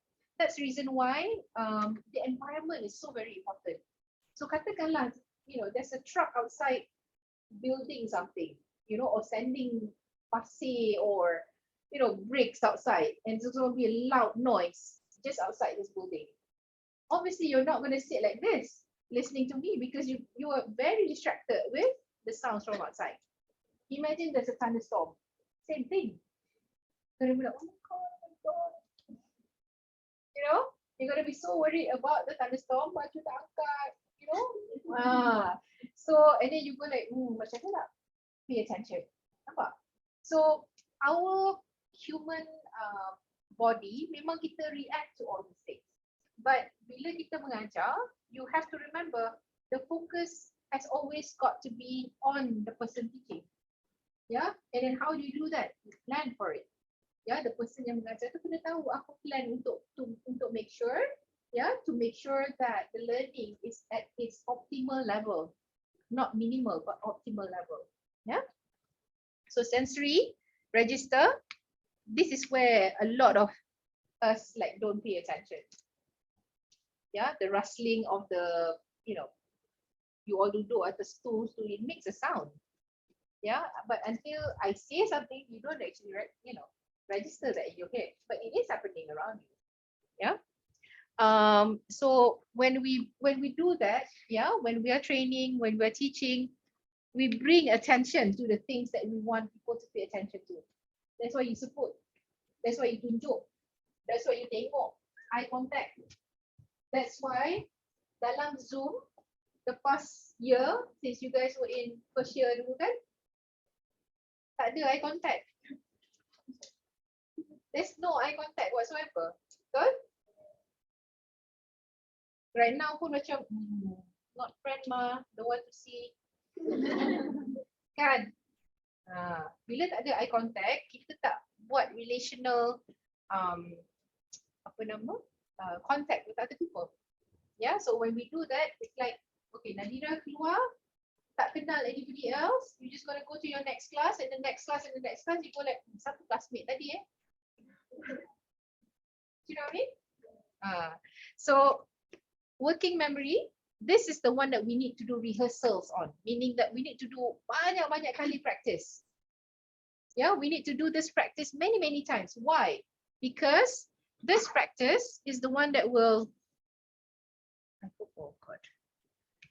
This practice is the one that will allow us, this practice is the one that's going to allow us to bring it to the long-term memory. So the more that people practice the knowledge or the content that they are learning, the better chance it will have to stay in your long-term memory. But bila kita tak practice, 7 kali 8 berapa?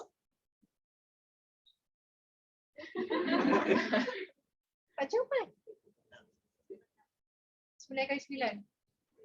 2 kali 5. Betul ke? Betul ke? 11 kali 12.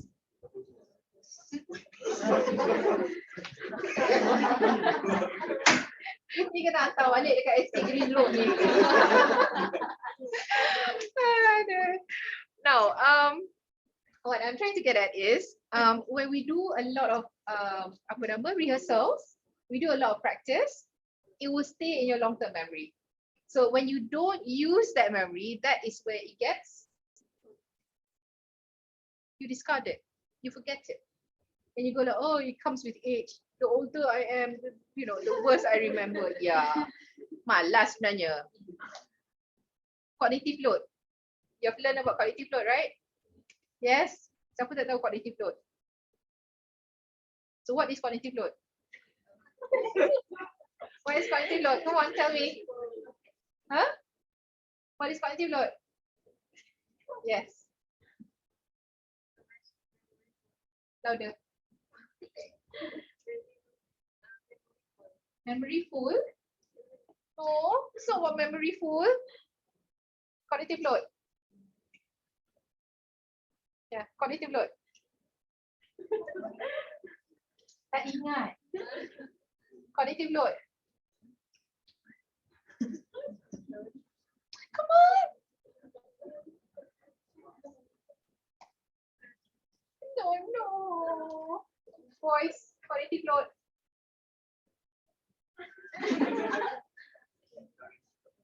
Sorry, cognitive. No. Oh. Okay? No? No? Rachel?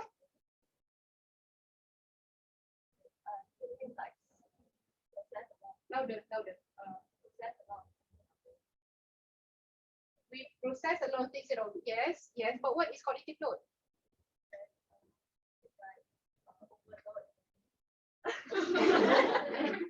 No, it's not immediately about overload. Cognitive load is about the capacity that we have mentally to process things in our yes. Human nature, we tend to look for shortcuts.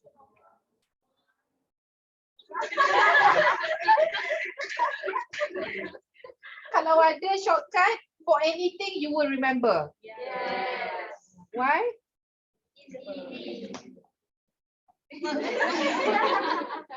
It's easy. Why? Because it's malas. Yes? Malas nak fikir. Malas. That's why it's easy. Yeah? Our brain is not accustomed to things yang susah. Kita tak cari benda yang susah.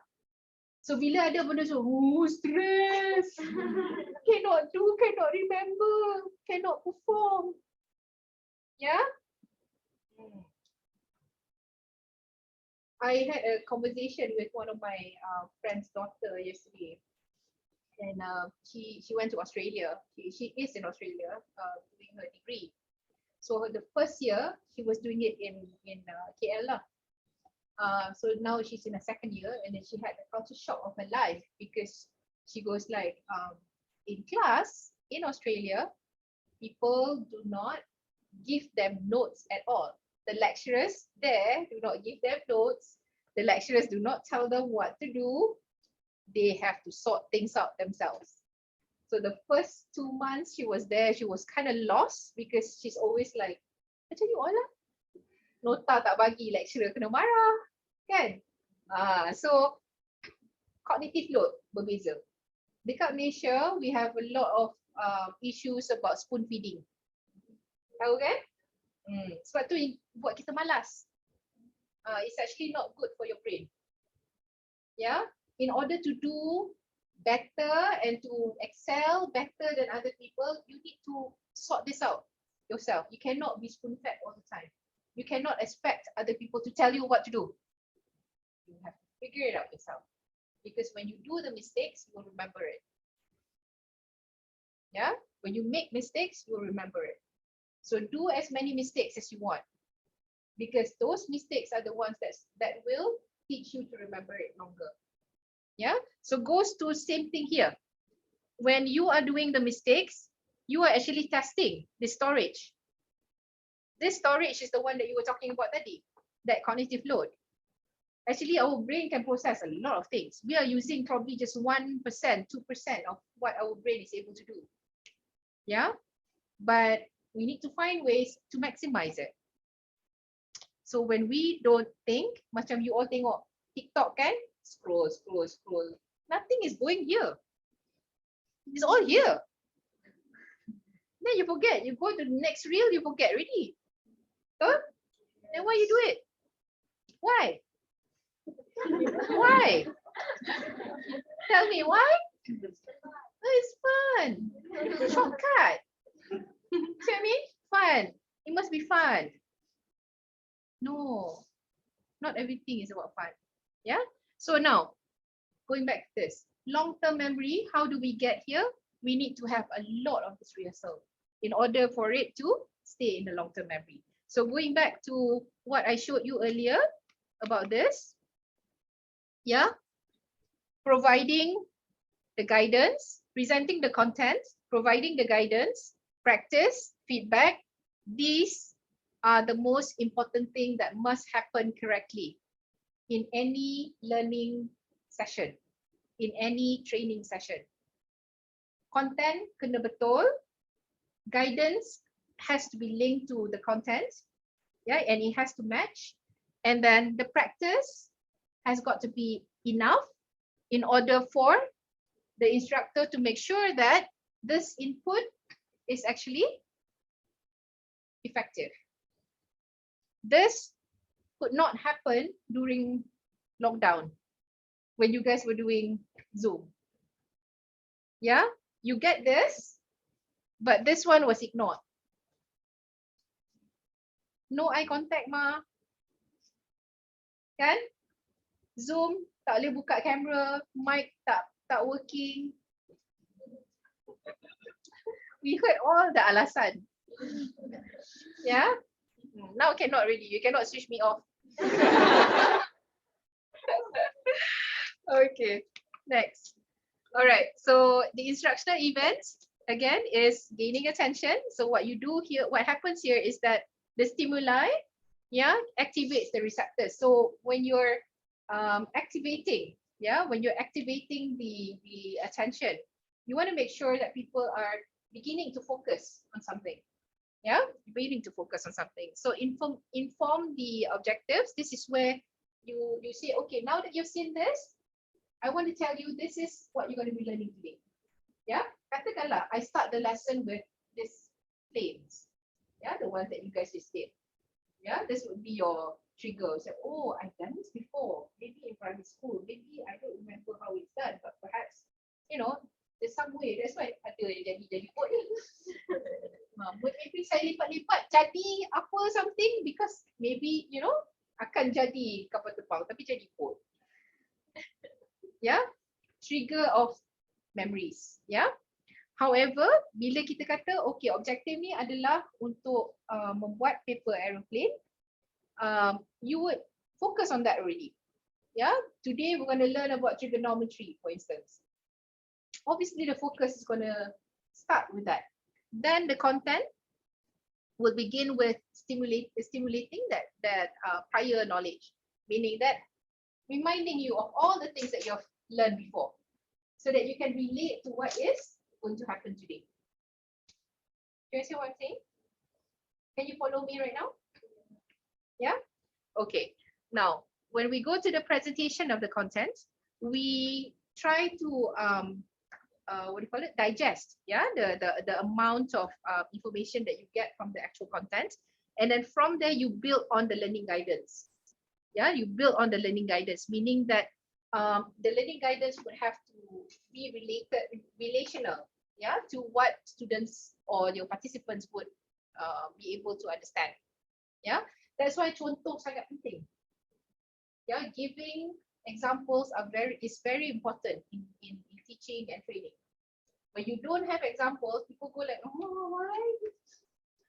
Cakap tak berhenti. Tak tahu apa dia cakap. Have you been? Yes. You know I'm talking about, right? People like, it's so boring. But you tak relate. So when you tak relate, you go like, again? Again, like what I said tadi, cognitive load, you don't want to think too hard, isn't it? You want to find a shortcut, you just tell me what's going to come out in the exam. Yeah, that's what we do. So kita nak. Yeah, okay. So going back to this, providing learning guidance. Yeah, and then after that, practice. Practice mesti ada. Bila tak ada practice, we don't know what we're doing. Yeah, we don't know what exactly we're learning. Because when we don't have practice, you go like, okay, I've heard about it before, but I actually don't know how to use it. You yang tadi saya tanya cognitive load, you go like storage. Overload. Overload apa? It's not about storage. Your brain is not USB drive. You see what I mean? It's not a Google Drive in your brain. Your brain is much more than that, to be honest. Yeah. So it depends on how you use what you have. Yeah, is that capacity of how you use your intellectual capabilities. Yeah, that's your cognitive load.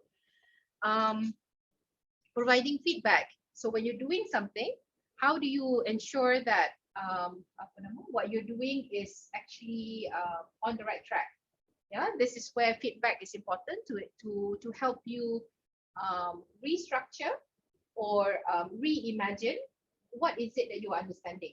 So if you don't have that sort of visual picture of what you're learning, this is where you go like, oh, ngantuk lah, tak faham lah. Yeah, you lose out. Yeah, you start forgetting. Yeah, nak tidur tu. All right. Assessment of performance. This is towards the end. Yeah, when you retrieve and you reinforce the contents, and the enhancement of retention. Because when we finish a lesson, we want to make sure that it is continued. The next topic is going to be relational to what you're doing right now. Yeah, so there is a what do you call it? A continuation. Yeah, of what you are doing here to the thing that you're going to be doing in the next session, for instance.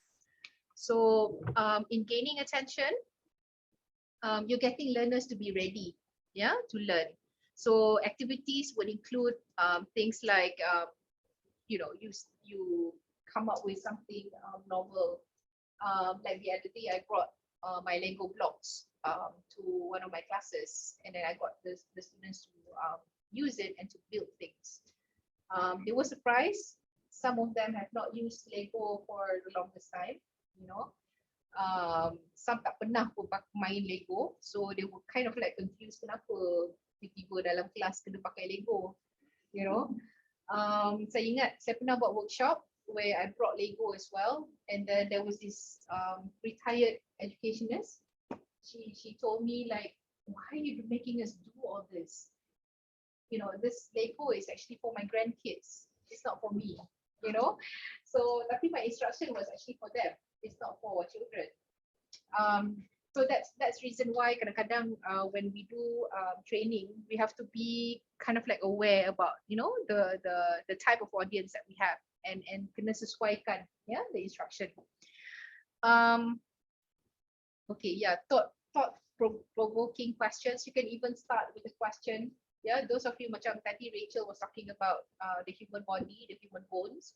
You can, you know, show like a picture of a skeleton, for instance, you know, or even a skeleton of not even a human being, perhaps of an alien, I don't know, of an animal. Yeah, you can start with that and get people to start thinking about it. You know, where would be the eyes? Where would be the hands? Which ones would be, you know, used to cari food, for instance? So all that can be triggered from one picture. Yeah, you can use one picture. So these are some tips for gaining attention. Play a humorous video clip. A lot of people do this. Ask questions. Ask one question in the beginning of the lesson. Tell an emotional story. Sometimes people start with this as well. You know, I have friends who teach about feminism in social science, and they will start with scenarios of why feminism is actually, you know, not highly regarded in countries like Malaysia, for instance. You know, so dia akan cerita lah episod-episod di mana dia nampak, you know, jurang ilmu yang ada dalam our country. So surprising statistics, tell a joke, poll the audience, tanya berapa orang hari ini, you know, ada makan nasi lemak, for instance. You know, because today we're going to talk about buat nasi lemak, example. You see, so it's relational. Yeah. So these are several things that you can do. Yeah. The next one is objectives, like what we said tadi, the ABCD model.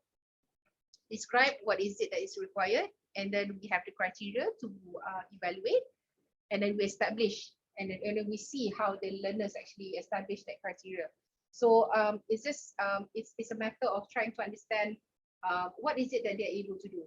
So the criteria cannot be too low for the students or too high. Dia kena sesuai dengan level of thinking, yeah, that the group is able to do. Like for instance, I cannot ask you guys questions like, what is your positionality about the epistemology of knowledge? Kau nak apa benda ni, Dr. Fitri? Kan? Tak boleh, tapi saya kena tanya soalan macam tu untuk my PhD students. You see what I mean? For them, it is related. But for you, you go like, dah lah cognitive load tengah cari shortcut. Kan? Tengah cari shortcut. Saya cakap, apa epistemology tu apa? Kan? So apa nama, dia kena disesuaikan. That's what I'm trying to say. Yeah, you have to relate it to the level at which that instruction is targeted for. So for your assignment, you are doing for primary school students. So don't ask them trigonometry questions, even though it is mathematics. Do you know what I mean? Sesuaikan kepada apa yang ada, yeah, what they are capable of doing. So some suggestions. This is always useful to have an objective slide, meaning that before you start anything, you just show, okay, today you're going to learn about this. Today, this is what we're going to be covering. Walaupun masa tu 30 minit saja, boleh buat sebenarnya. Yeah, tapi you have to be directed from the very beginning. Yeah, so the students can expect what they're going to be learning. So the goals, the outcomes, how is it going to be presented, all that can be explained. Yeah. So what it does is it sets the stage. Yeah, it sets the mood for that whole lesson, that whole session. So stimulating recall is when you start asking questions about what they've done before, and then you try to relate that with what they're doing now. Some examples is to conduct pop quizzes. Yeah, this is where people say, okay, let's go to Kahoot, let's do this. Yeah, let's see what you guys remember. And you do the poll. You know, some of you I know, you just choose whatever colors that you like. You don't even read the question. Yeah, happens, I know. Yeah, but you know, it's a way to, it's a technique, yeah, to get you to remember what you've done before. You can pose questions as well. Yeah, you can do pre-tests just to find out what people actually know about what they've done before this. Yeah, and lesson plans that build on each other. So these are some common strategies, yeah, to ensure that people remember what they have learned before. And the presentation of the content, this is where the input comes in. The lesson input comes in. This is the most important part of the bit. Yeah. The presentation of the vocabulary, presentation of the examples. Yeah, very important. Sebab all these things adalah the actual thing that they want to learn. Vocabulary is very important because you need people to know how to explain what they're learning. Macam tadi lah saya tanya pasal cognitive load, vocabulary tak ada. Bila vocabulary tak ada, you don't know how to explain it. See what I mean? Yeah, so the first thing that you need to learn, especially when you're learning a new course that you're not familiar with, get to know the vocabulary first. Make a list. Ya, tak tahu translate dulu, tak apa, it's okay. Dah ada peranti siswa ni, pakailah. Kan? Highlight dulu. Find, you know, the alternative terminology so that you can understand it. And then when you read more and more, you will have an understanding about what is it that you need to be learning. Okay? But you cannot expect people to tell you, okay, now you go see here, you read this, 1, 2, 3. You stop and then you jump to 7. Cognitive load is very low.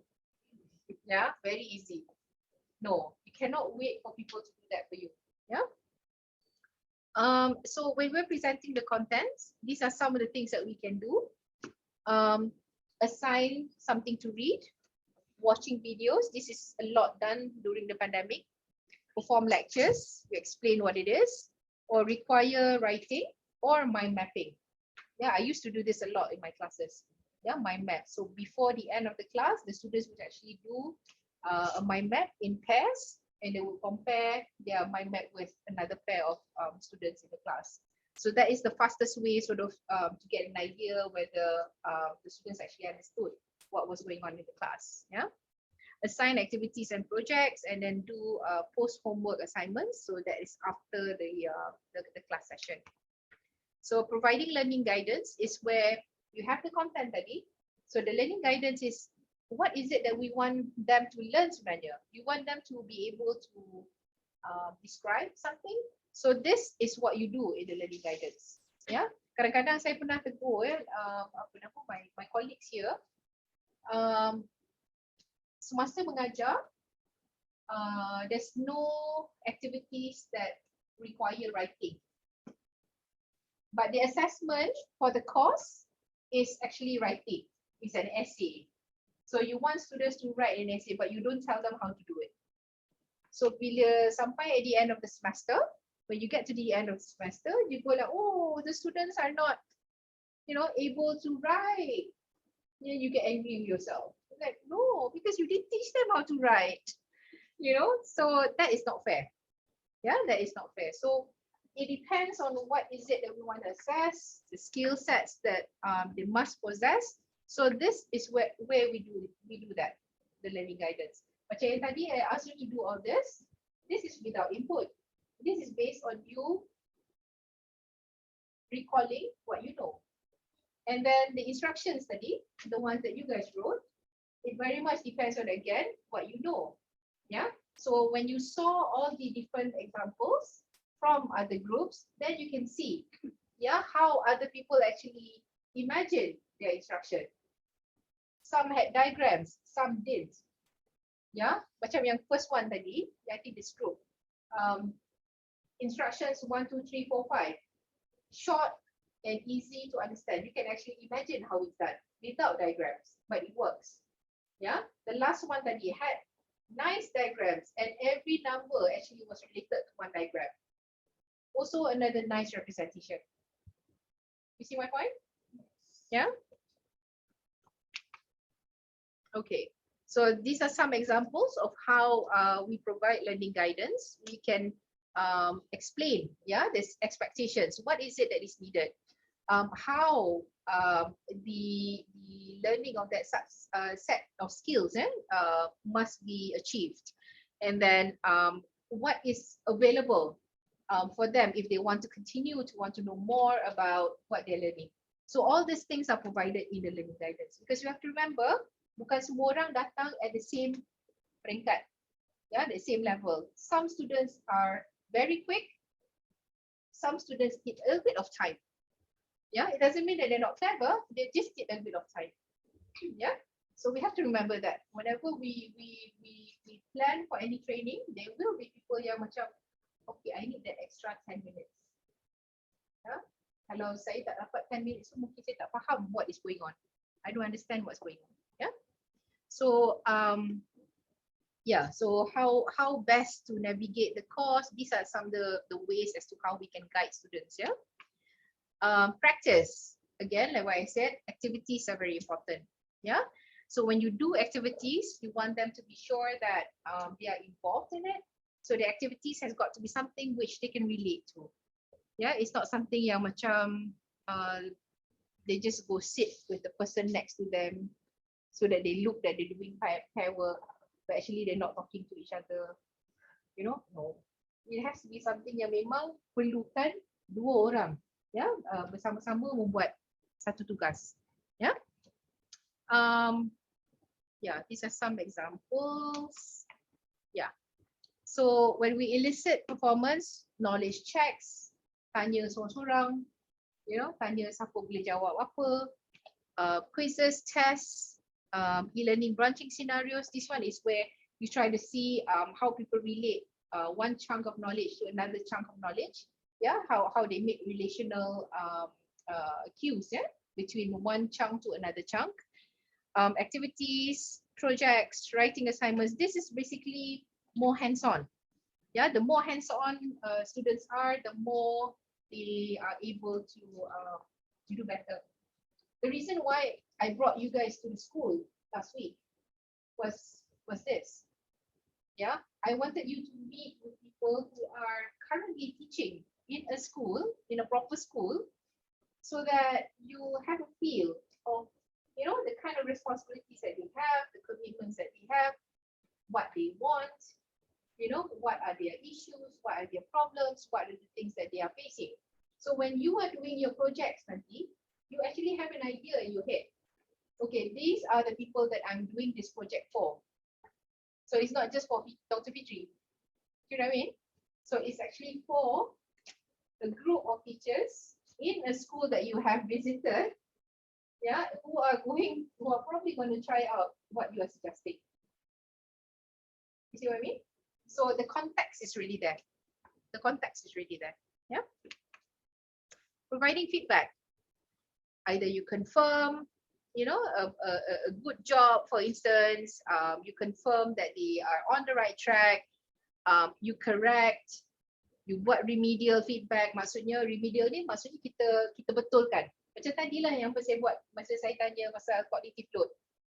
You know, you gave me some examples, some answers, but a lot of it is wrong. So the remedy is I have to come in and explain to you what is cognitive load. See my point? Okay. Informative feedback, when you want to add on to what you've already explained and you want to elicit more understanding about what they are learning. So analytical feedback is where you provide with suggestions, recommendations. So these are more of a more sort of advanced level of understanding, where you know that the students actually want more. And you go like, okay, we want to see what is possible, yeah, on the other level. So remember that people, macam what I mentioned tadi, some people are very quick to learn. Some people need a little bit of time.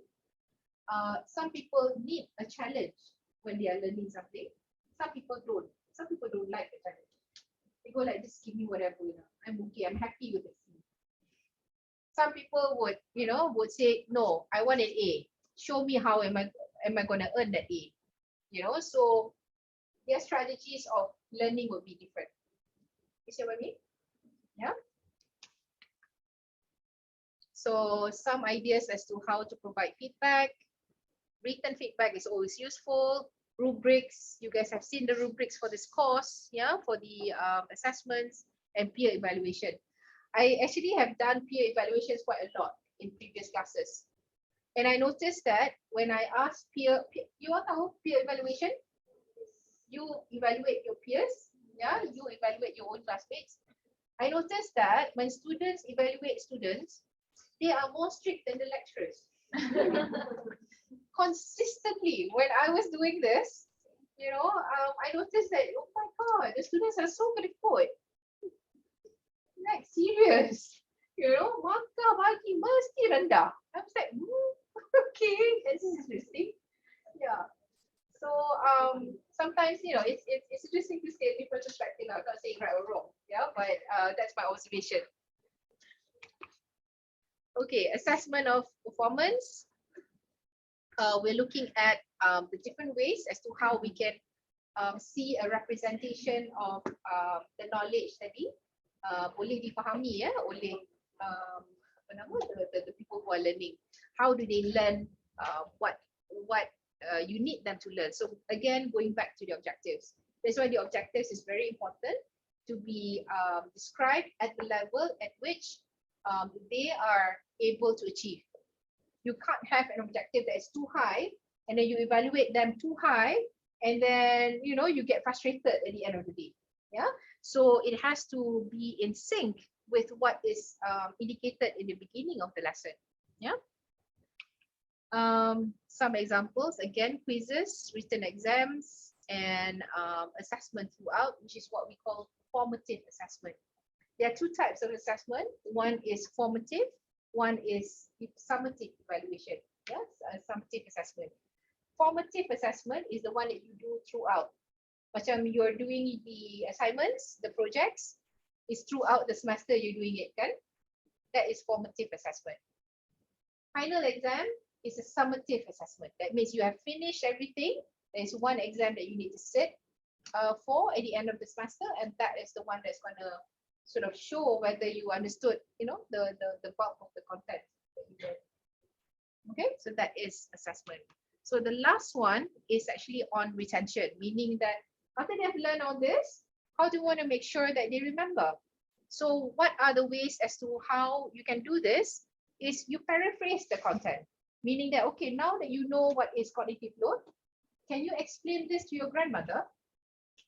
This is actually why I used to do this dalam linguistics class. My last question, final exam, used to be, okay, explain linguistics to your grandmother. So I gave a box and you're supposed to fill up that box. I didn't do it with your batch, but many years ago, that's what I did. It was my last question. So I get so many funny answers. Because it's very difficult, kan, to explain a technical course to someone who's never been to a university, for instance. Yeah, so it's a bit difficult. Using metaphors. I remember this final exam question that I got when I was an undergrad. Up till now, that I graduated like what, many years ago lah. Yeah, you don't have to know when. Apa nama? But I remember this question sampai sekarang, because sampai sekarang I don't know what is the answer. We were given like a novel to read. I was doing a minor in literature. Yeah, we were given a novel to read, and then the question was to compare the main character in that novel to a banana. We're like, dapat soalan tu kat dalam, soalan exam tu ada 2 je, and this one was like 50%. We were like, oh my god, how to answer? No idea. Everybody goreng something, obviously, you know. I passed the course, but until now I don't know what the answer is. Do you know what I mean? So that is a metaphor. You go like, how do I explain this? I understand it. Macam katakanlah, I kata, you know cognitive load. You know, how do you compare cognitive load dengan what? Yeah. Fuel tank. The car fuel tank. Can you explain that? How do you compare that? You know, and you go like, higher order thinking skills. Yeah. So you have to, figure it out. Okay. Now, generating examples, creating concept maps and outlines. That's why mind maps are very powerful. If you guys are revising your studies, use mind maps, because mind maps can actually help you visualize what is it that you don't understand and what you understand. Yeah, compare your mind maps with each other when you're doing your revisions. Do you guys have study groups? Do you have study groups? No? No. Do study groups. It will help a lot. Yeah? Make time. Tak payah jumpa physically pun tak apa, online pun tak apa. You kan dah terror online. Kan? Switch off je kamera tu. But make sure the mic is on. Yeah? But have study groups, because believe me, it will help. Because the more people talk about something, you listen, you write, you will also pay attention. That was how I survived my undergrad. And I did really, really well in my undergrad. You know what I mean? Yeah? Okay. Concept maps, outlines, and job aids, references, templates. This one, some people like to do this. They would actually have like a cliff notes. We call it cliff notes in IDs. Like a template of how things actually link to one another. So they have like a template that is used for every chapter, every unit that they're learning. So that thing, that graphical representation too, is going to be used like throughout the whole semester. So at the end of the semester, you can, if you have 10 units, you actually have 10 of those. Yeah, so it grows and grows and grows as you move along in the semester.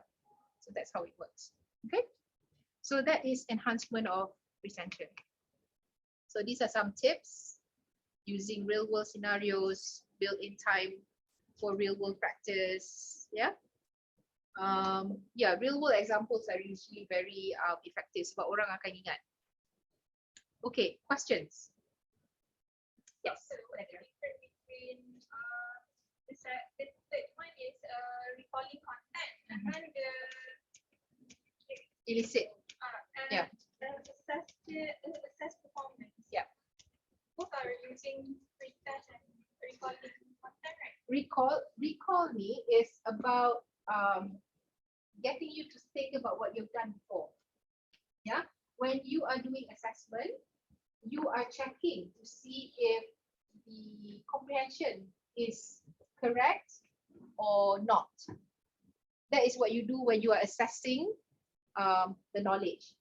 But if you're doing stimulation of recall, you're actually getting them to think about what they have done before, so that they can bring that and sort of, you know, put that here, and when they are learning, they can relate. You see what I mean? Because you guys have done, like, for instance, I know you've done intro to cognitive science, cognition learning, kan? Dah ambil linguistics, obviously. Kan? So because I know that, therefore, when I have my class, I can actually recall and say, remember what we did? Remember what you have learned? Remember what you saw in cognitive science, blah, blah, blah. Bring it here. That is stimulation of previous knowledge. Yeah. So bila ada, you go like, oh yeah, I remember. Maybe I don't remember everything, but I remember a little bit.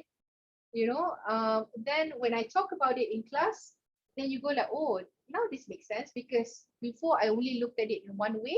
Now, when I learn it more, I can relate. I can make that relational understanding. Yeah. So bila kita belajar ni, guys, don't just stick to just one course and say, oh, I have to know this course and that's it. It's never in isolation. It's always relational. All the things that you're learning between what you're doing in my class and what you're doing in other classes, all of it is relational. There are other connections. You just have to, you need to find that connection. That is your challenge. That is your challenge. Do you see my point? Okay, questions? Almost 2 o'clock now. Questions? Okay.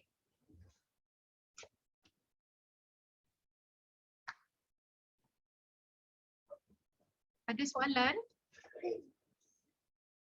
Does anyone have any questions?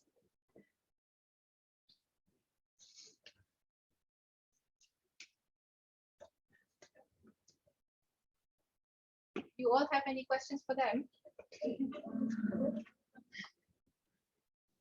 No? No, sekali lagi. Next week you're going to meet them in their class. Next week you're going to meet them in their class. So their lecturer is going to be talking. Yeah. So that's what global classroom is about. We're sharing the class with other people. Yeah. Okay. All right. Any questions at all? Anyone? May? Okay. Bella? No? Pichan, ada soalan? Tak ada. Okay. Alright. Boleh ikut ya? Bagus, boleh ikut ya? You can follow?